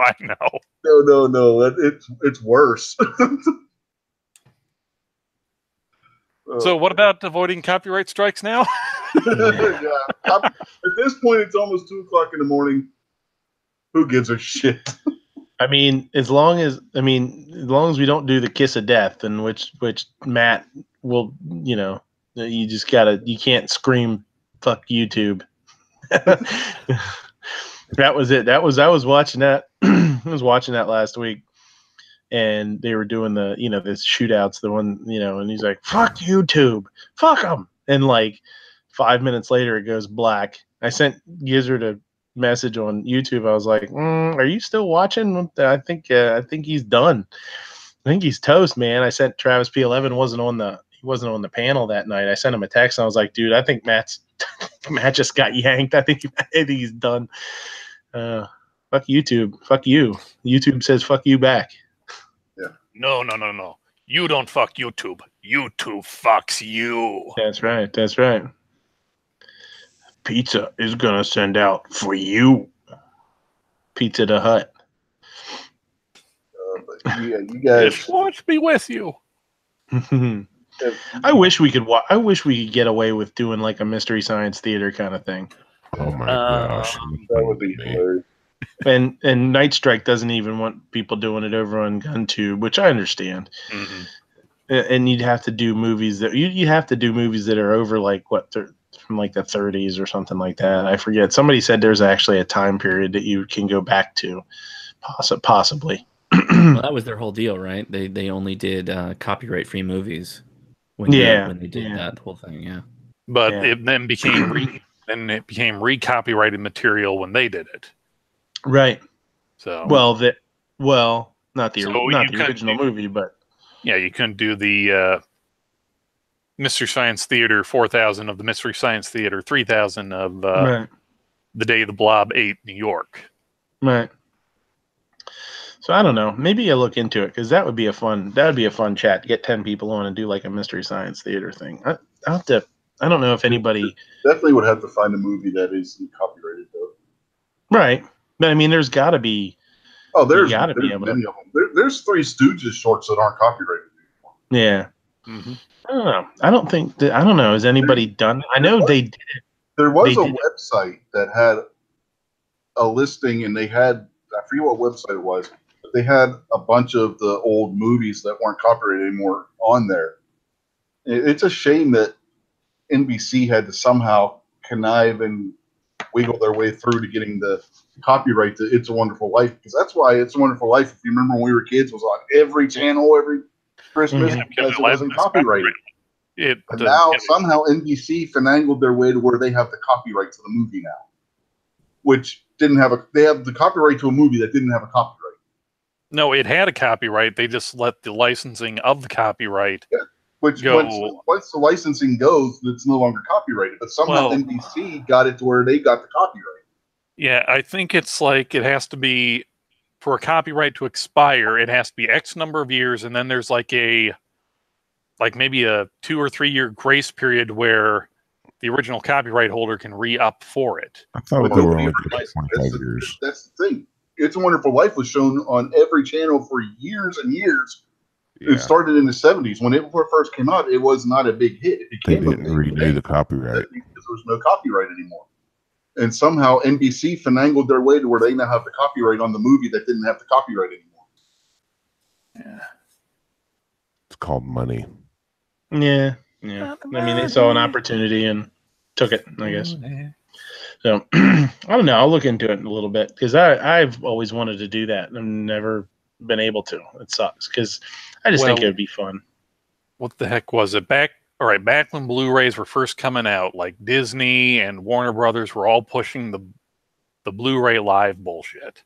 Kind of like, you got your copy of this movie, you got your copy of this movie, all this. You connect your Blu-ray players through the internet, and it's kind of like you can watch with people, but you're watching separate copies of each movie kind of thing. And I killed the chat. Yay! C4 says that. C4, what did you see that was very concerning? The new Magnum PI starts tomorrow night on CBS. That's a bummer. They should just, I don't know, man.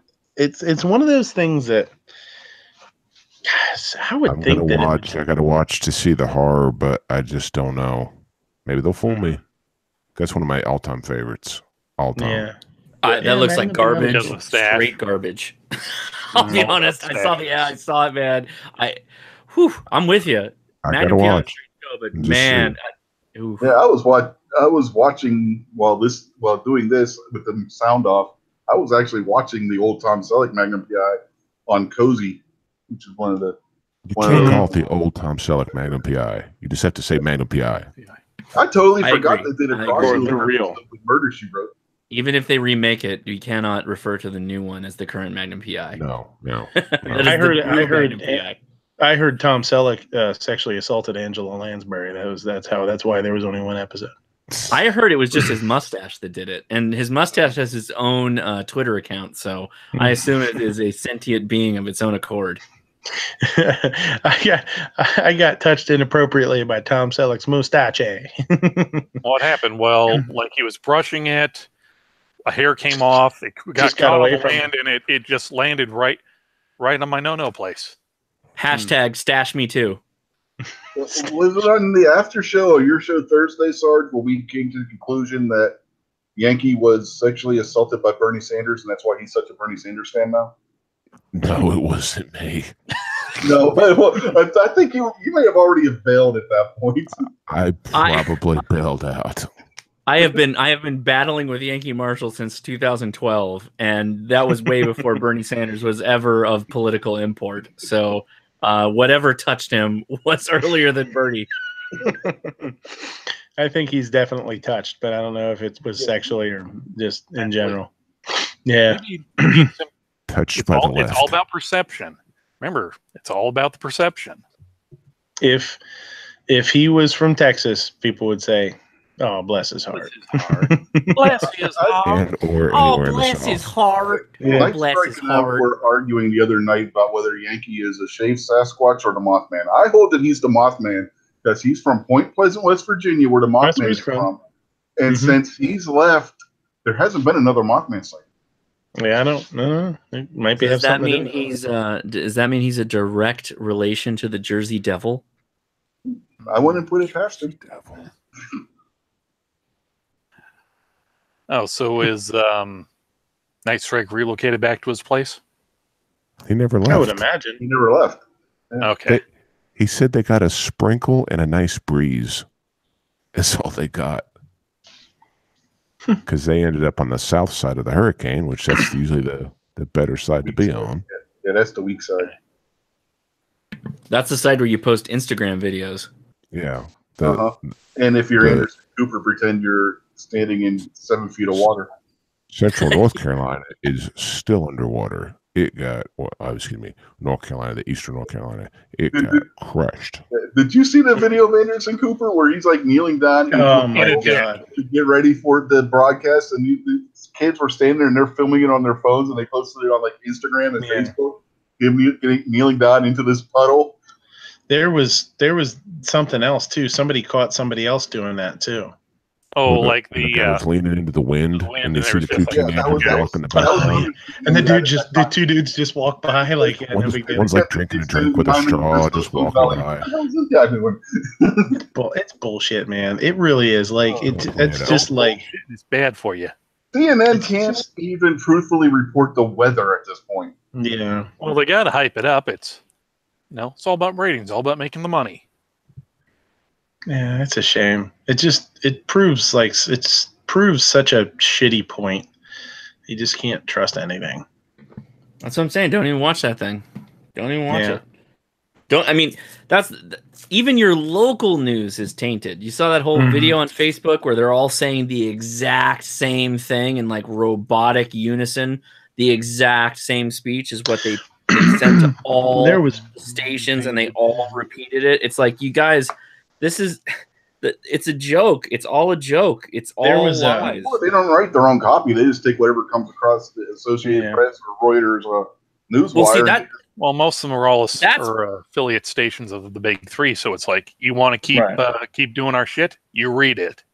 Yeah. Well, but that's actually my larger point. I'm not arguing for a conspiracy theory. I'm arguing that they're stupid, that they're idiots, and that they don't have anything to give you other than more BS of no value. They're hyping up things that don't matter, that have no statistical sample to appreciate why you should even care.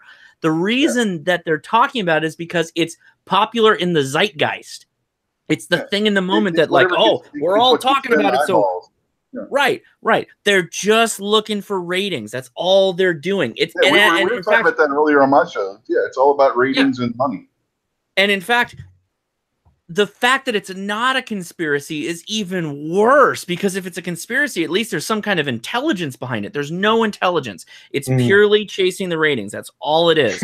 And if you feed into it, it's just going to give you more of that. That's all you're going to get. The only way you're going to get free of this stuff is if you just cut it and I'm done and that's it. I'm going to find my news from somewhere else.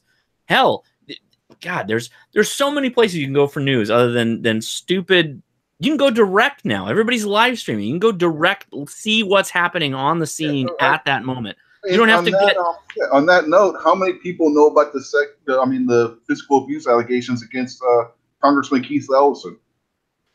Yeah, but that's only because I'm in Minnesota. Yeah, well, you don't count then. But outside of Minnesota, how many people know about it? Isn't it? Monkey. Is it cold there yet? No, it's not because you're monkeys, because you're there, so that's going to be on your local news. But really, but it's no longer like 95 degrees every day. Well, that's okay. It like rain for a week and a half straight. You know, the only two places I've seen report on that nationally are Breitbart and Fox. That's it. And this is actually, if you look at it, is a bigger deal than what's going on with Kavanaugh, because this woman actually has medical records and other things and Ellison has been accused in the past of the same thing by somebody else who actually filed a police report against him, and nothing came of it back in 2006. I mean, this is a guy that actually has a history, whereas the Kavanaugh stuff's all coming out of nowhere. But how many people actually know about the Ellison thing compared to the Kavanaugh thing? Do me a favor, everybody. Get rid of your cable television. Just get rid of it. Save that $100 a month. Go buy a gun. Go shooting. Go get some training. Go do anything. Go do anything but sitting in front of that television. Unless it's watching YouTube streams where you're talking to people that you can interact with directly and you can understand what they're saying and thinking and question them on their beliefs. Otherwise, these are like the untouchable morons, literally morons, that get their information passed down from them by larger morons. It's all stupid. Sorry to go on. So you're saying I should throw away my Fire Stick and not be watching old I Love Lucy episodes? But no, I actually don't have a problem with that per se. But I use cable. I got some problems there. Classic TV. I don't watch the news on TV. No, so I don't have a problem. Well, no. Let me be specific. I got lots of problems, and I can rant on lots of things. But the news is particularly of import for being garbage, because as you have seen, it's not the conspiracy, it's the stupidity. And the stupidity is worse because you're getting your news, quote unquote news, from people who are stupid. They're giving you stupid information. People they're doing what you could do. They're going on Twitter and they're making news stories off of Twitter. And it would take you 5 minutes to know what they know, and it would take you an extra 5 minutes to figure out that it's garbage, and you never even need to think about it again. So what you're saying is, step 1, start your own news feed. Step 2, go to Twitter. Step 3, profit. If you got something to sell or some point to make or to trick people, absolutely. Start there. I mean, going back to the start of this chat when we're talking about the guy who made the fake restaurant. Yeah. Abracadabra. Like, I bet you local news was all over that thing. I bet we could look up and figure out exactly where local news was doing articles about this sweet new restaurant that nobody could get into because they're just following the trends. Yeah, and like I said, people were probably standing around the water cooler at work the next day. Oh, I went to this fantastic restaurant last night. Meanwhile, the restaurant doesn't exist. Yeah, because he said that people were trying to use the phone number and they were trying to use Google Maps or something to figure out where it was. Like, it was getting like nuts. It was getting like really bizarre. Yeah, it's that whole unobtainium thing. Well, it's because they don't know. Because they don't know. But all they're talking about is what everybody else knows. And the problem with what everybody else knows is that they have to do it day in and day out. So they can't go anywhere deeper than the upper level crust. They can't go and research or do anything. Even newspapers can't do it. You think the daily news can actually do really investigative reporting like was done in the past? It can't, because they've got to keep churning it out. No human being can do real research in a 24-hour period and figure things out. It cannot be done. The Russian collusion thing. They keep harping that Trump was colluding with the Russians, where any evidence that has ever been released shows that Hillary was actually the one colluding with Russians. But even if he was, see, here's the thing. Even if he was, they are wholly unequipped to figure it out. They would only be responding to information that we can all get now. Information, the opening of information and social media has allowed us to be as in tune and in touch with all the media assets that they have. What they're making their stories on are the same things that what we can base our own information off of. They're basing it off of live streams that are on Twitter, on YouTube, everywhere, on their phones. Like, they're using the same sources we are. And what's worse about it is they're still claiming to be journalists. They're still claiming to be like, oh no, we did, we did all of our research here. But they don't. They never do. Look, case in point, look at Steven Crowder. As much as I have all kinds of differing opinions with him, but when he does his Crowder Confronts or all that stuff, he's literally using news stories that paint him in this picture that he never claimed to be. They're using the Twitter replies and the people commenting on Twitter to form a narrative about him and then putting that out on blast, a larger market, and increasing this echo chamber of lies. It's all garbage. It's all garbage. The only thing the news is good at, and even that's kind of dubious, weather and traffic reports. Really? Well, we were just talking about how CNN can't even get the weather right while they're standing. Yeah, and even there, that's right. If it doesn't say Doppler plus 7,000, like, I don't know what I'm supposed to do with that, because if it's man on the scene, well, it's like, well, yeah, no shit, there's rain. I get it. But and then they start pimping it because it's like, oh yeah, it's a hurricane, so I got to pretend like I'm barely hanging on here. Yeah, but that's also garbage. There's actual information. Hell, you could probably go, again, I don't want to pimp Twitter because I'm not a big fan of Twitter, but you could probably just go to Twitter and look up weather stations around the country and follow those weather stations, and those would give you immediate information on what the weather actually is. And you wouldn't have to even look at what the news was saying. Because again, it's like actually where it happens, and then all the separations of where it gets to the news agency is huge. How many people had to be involved in that? Tons. And they're going to screw it all up. Yeah, it's a mess. Cheers. Sorry to go on a tirade there, but sorry to do that right at the end of the chat. That's really the best time to go on those kind of rants. Rock on, man. No, let's say our goodbyes, and if you want to tag onto it, tag onto it. If not, tap out. So what's up, Ape? What's going on with you? Anything? Got anything in the works? Well, for the time being, I have an ongoing project of trying to unseize a motorcycle motor. So that's going to be a week-by-week thing. Yeah, I guess apart from going to gun shows, and doing stuff, I really haven't been doing a whole lot. If I'm lucky, there might be something added to the stable by this time next week. So I want to stay tuned for that. Otherwise, yeah, haven't been doing too much. Ape's buying a horse. That's cool. That's awesome. It's going to be like, you ever see those monkeys on the little dogs? It'll look like that. Monkey jockeys. I'm sorry, but I was disqualified from that years ago. Too tall. They strapped him on and they couldn't let go, and the dogs just are yanking him, and they're just flopping around like crazy. Yeah, I know what you're talking about. Pretty so horrible. Messed up. So bad. Pretty so horrible. Bad. So what's going on with you, Hosh? You said you had a show coming up, or you're going to be doing a show? Oh yeah, every Friday I do the Ham Radio Crash Course, where we talk about amateur radio, different topics in amateur radio. My big goal is to get more people involved in amateur radio, and I don't want to harp on the weather, but the most accurate sources of the weather, and including the recent hurricane, was amateur radio. Where did news get their information from? Amateur radio. The people reporting in directly on scene with radio that they could get out and talk, that all happened live. I was listening to it live on radio. So don't trust anybody ever. Get your own information. Make your own opinions. I stream every Friday, 7 p.m. Pacific Standard Time. And yeah, it's a lot of fun. You know, on that kind of topic, I don't know if Rich, you'll be familiar with it because you lived in Pittsburgh, but Johnstown, right? Johnstown, PA, where the flood. There's a whole, look it up, the Johnstown flood. It's a pretty amazing thing that happened in history. It was a huge thing, and then the flood actually made the Johnstown River flow backwards at one point.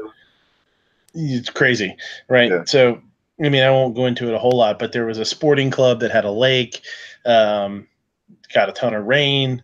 They had apparently put some drilled to the bottom of it. What's that? Is that where they had the mine underneath it? No, no. That's there's also a mine fire in the same area that's burning. It'll probably never burn itself out. Centralia, yeah. But the sporting club apparently put like some fencing or something so that the fish couldn't get out, so they stayed in like the lake part of it. And when the bad weather happened, I guess that the lake didn't drain because it got clogged up and eventually got so high, and then it broke and it flooded the town. I forgot how many people died, like a shitload of people. Yeah, almost 1,000 people, if I remember. It was a lot. I was going to say it was like 900 or 1,100 or something like that. So somewhere around 1,000, somewhere in that vicinity. It was a lot. If you go there, you can go up to where the lake was at one time, and there's like a little museum there, tells you about it, and it has a little map, like a 3-dimensional, like, I don't know what you call it, like a little diorama or whatever, and it shows, in real time, like how everything happened. But I remember, I think it was my mom or my aunt saying we went there when I was a kid. It's probably 12-ish. And I remember talking about it, and she had said when it happened, and it happened back in Rich, do you remember when it happened? Was it the 30s or a little bit later? It was somewhere in that area. It might have even been a little bit later. I don't remember. But she was saying how it was such a crazy, catastrophic thing, like nothing that people had ever really heard about happening. They said they were finding bodies that had washed down river years, like decades later. They were finding bodies from it, the washing up places. They said, my mom had said that years afterwards, my grandpa heard about it, or heard that somebody's talking about it. He had said he thought it was fake. He said he thought it was such a crazy, horrible thing that they thought it was like a hoax at first. To think of something like that actually happening, it's talk about fake news, right? But it wasn't. It really happened. So that's a cool one to look up. When the dam or whatever it was they had putting that lake back, when it went with such force that it had a backwash and actually made the Johnstown River flow backwards. That's how much force that thing broke with. I'm kind of worried about the people that got concussed by a fish and then drowned. Yeah. That was apparently, I don't know, from what I remember, that was kind of the trouble is they had like a sporting club where, a lot of prominent, wealthy people had cabins around it. Yeah. You have people like the Carnegies and whatnot that had cabins around this area. Yeah. And they wanted to make sure that they didn't lose their game fish. So they did like the little, I don't know, they put some sort of fencing up, and it clogged up right away with, debris from when it got washed in. So you're saying even back then, bass fishermen were crazy. Mm-hmm. Yeah. Crazy so about selfish. that bass. So selfish. They're like, I don't give a shit about 1,000 people. I want to catch a couple of smallmouth. Screw you guys. I'm all about that bass. It almost washed away the whole common stuff. Yeah. It was pretty. It was really bad. It would be. I'd kind of like to go back now that I'm a little bit older but you could. They called it the Outlook or the Overlook or whatever, where they built the little museum. You could look over the old lake. Oh, man, I'm wiped out. Rich, say something quick so we can get the hell out of here. What's up? Hi. I don't know what to say at this point. But, you know, the whole Japanese food thing, I don't know where to go from there. Just check out my other channel, Unlimited Media, Sunday nights, 8 o'clock. You know, we do our show over there. We were talking about the Kavanaugh and Ellison thing earlier and the hypocrisy that you get from the left, where they want to crucify Kavanaugh but give Ellison a pass. Yeah. Well, it's becoming super, super prevalent too. All sorts of crazy memes from different people throughout history. Well, there's a bunch of them with Bill Clinton too. I saw that popped up. Yeah, that we touched on that too. I mean, it's the same thing. You got it's what we got here is Clarence Thomas and Bill Clinton all over again. You got the Supreme Court nominee who possibly didn't do a damn thing being accused. And on the other hand, you got a prominent Democrat politician who most definitely did do something, and there's records to prove it, but is going to get away scot-free with it. Mm-hmm. So it's that whole thing all over again between the two. If you want to look at comparisons to now in the 90s. And they say that history repeats itself. We're looking at it right again. It's just not as big a time gap between the two, but we're looking at the same kind of thing all over again. Yep. Maybe somebody with a better show than this will be able to shed some light on it and give us some options. I don't know. It is crazy. I don't know what the hell do you do about it. You know what I mean? I don't know. I guess use your social media voice, I guess. I don't know. Yeah, but we had a good, if anybody wants to go back and watch tonight's show, we did have a good discussion with Scotsman, Gun Snob, myself, tarred up for a little while talking about that. So. Yeah, okay. Very cool. Sarge, what's going on with you? You got 1,000 you got 1,000 sub giveaway that I'm gonna get the most bitchinest snuggie ever. I do, and if anyone hasn't joined, make sure that you enter by commenting, and then there's other ways to win. That comes up next Saturday night, I think. Yeah, at 11 or thereabouts. I'm going to a wedding that day, so I hope to get back and get on by 11. It might be 11:15, but either way, we'll be there. That's about all that's going on. There is 8. That's what I'm talking about. That's awesome. Yeah, it shows in real time how. Where the water went. It's pretty crazy.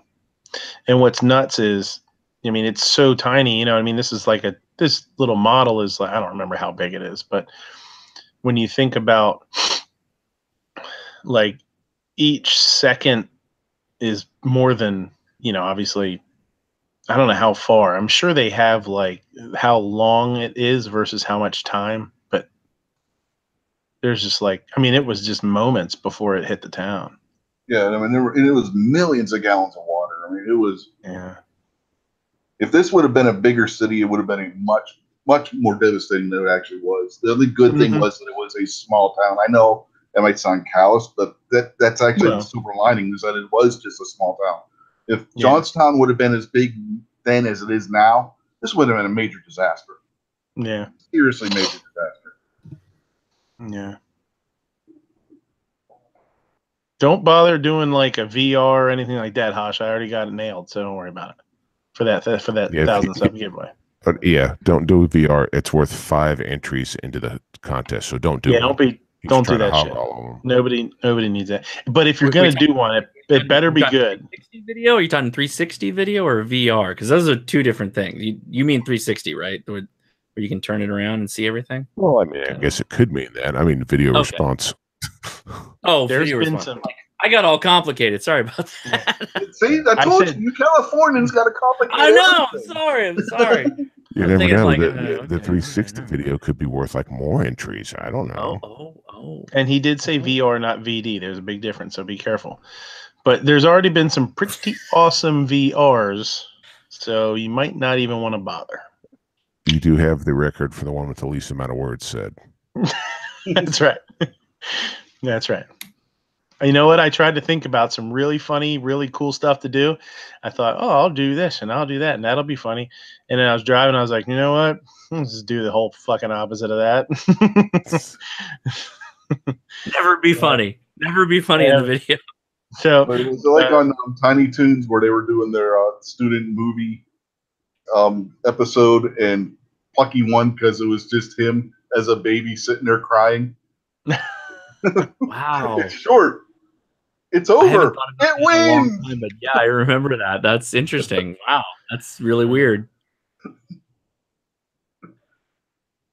Yeah. How old am I? It's really weird, man. It's really weird. Well, that's what's so crazy about some of the chats, and like Matt does the chats and stuff, and they talk about like some of the top tens or brackets or whatever, and you start talking about what something when you were a kid, and you're thinking like, holy shit, it's been 25 years since that's been on TV, or that was 20. You know what I mean? Like, what the hell? I know. Top 10 ways to get banned from YouTube. We were just watching Tiny Toons the other night on Hulu, and I was like, holy shit, that's how long ago this came out. Yeah. Like, I was in high school when this came out. Mm. Like, and you also know it's bad when stuff you were listening to in high school is now on classic rock channels. Yeah. Yeah, that's problematic. Does this have Bandit in the theater? At this point, at this point, I now understand what my parents were saying when we were when we would listen to stuff they grew up on the oldies channels. Yeah. Yeah. Does this have sound, Ape?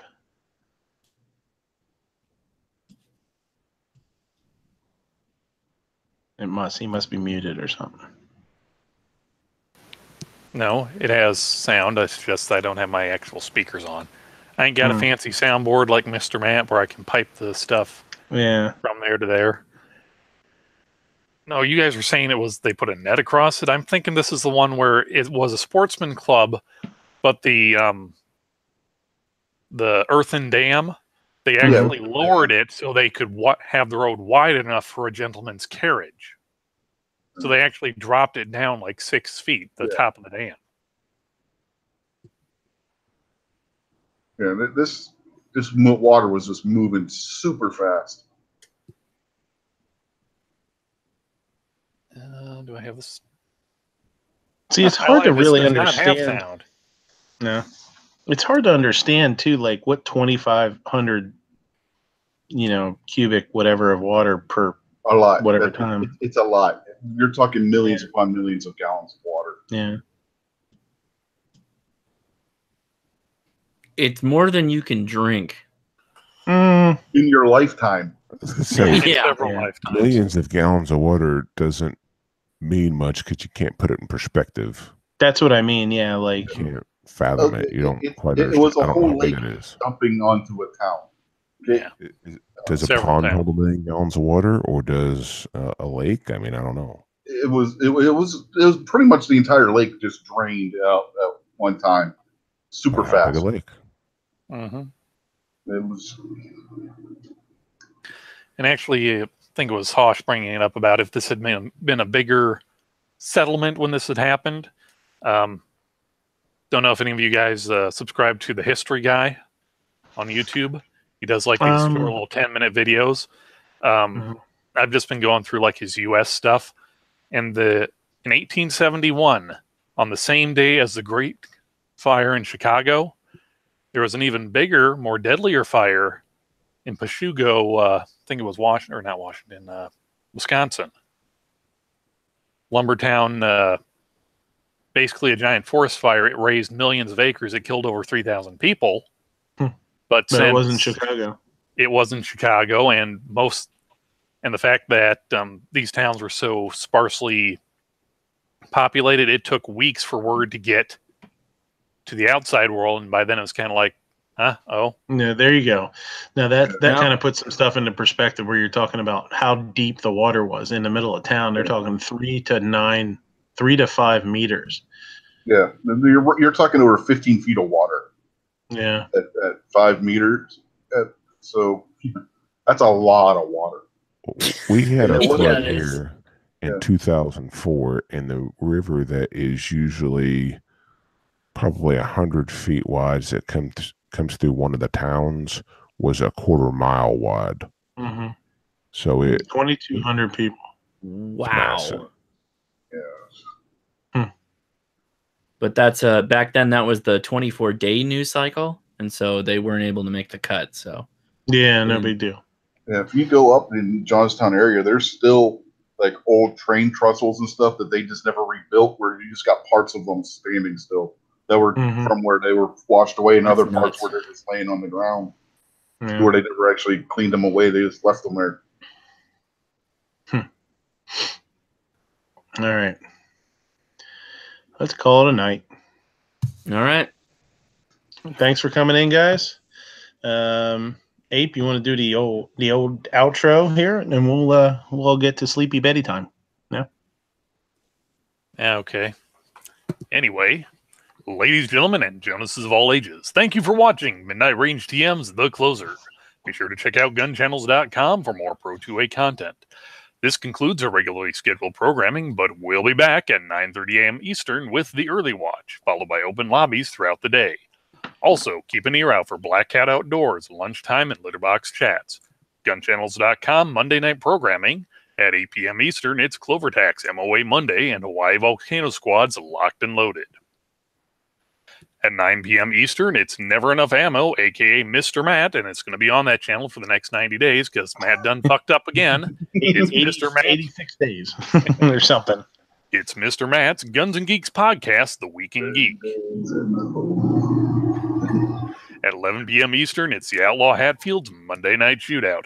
And every weeknight at midnight Eastern, it's the Daily Gun Show. Remember to be on the lookout for Ellis the Degenerates, a.k.a. the Outlaw Hatfield's Late Night with the Outlaw.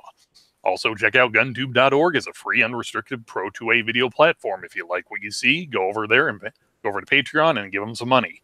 Check out 247gunshow.com. It's free to sell for gunchannels.com members, but anybody can buy.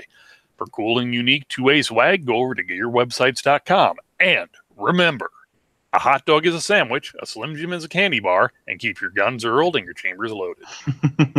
In the quote, Colonel Klink, 90 days in the cooler. There you go.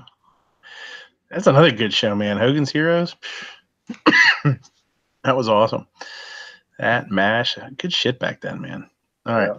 So we still got 50. We just dropped a bunch of people because we're getting ready to close up, but we still had like 20 people watching a couple minutes ago, which is awesome. Does anybody here know why Hogan's Heroes was canceled? The war ended. No. Oh, no, that's not it. Somebody caved their skull in while having rough sex? It was Bob Crane was murdered, yes. Bob, you were close. right. Was it during the show or after? I thought think it was they after. weren't filming still. I think that's why the show ended, was because he was murdered. And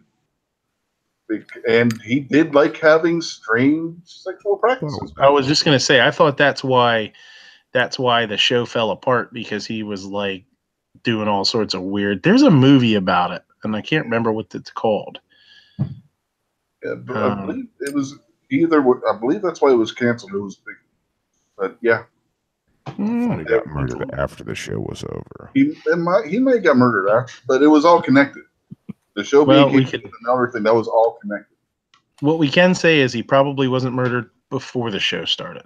So yes, we'll end on that, because that ain't fake news. Thanks, guys. See you next week. Bye. Later, folks.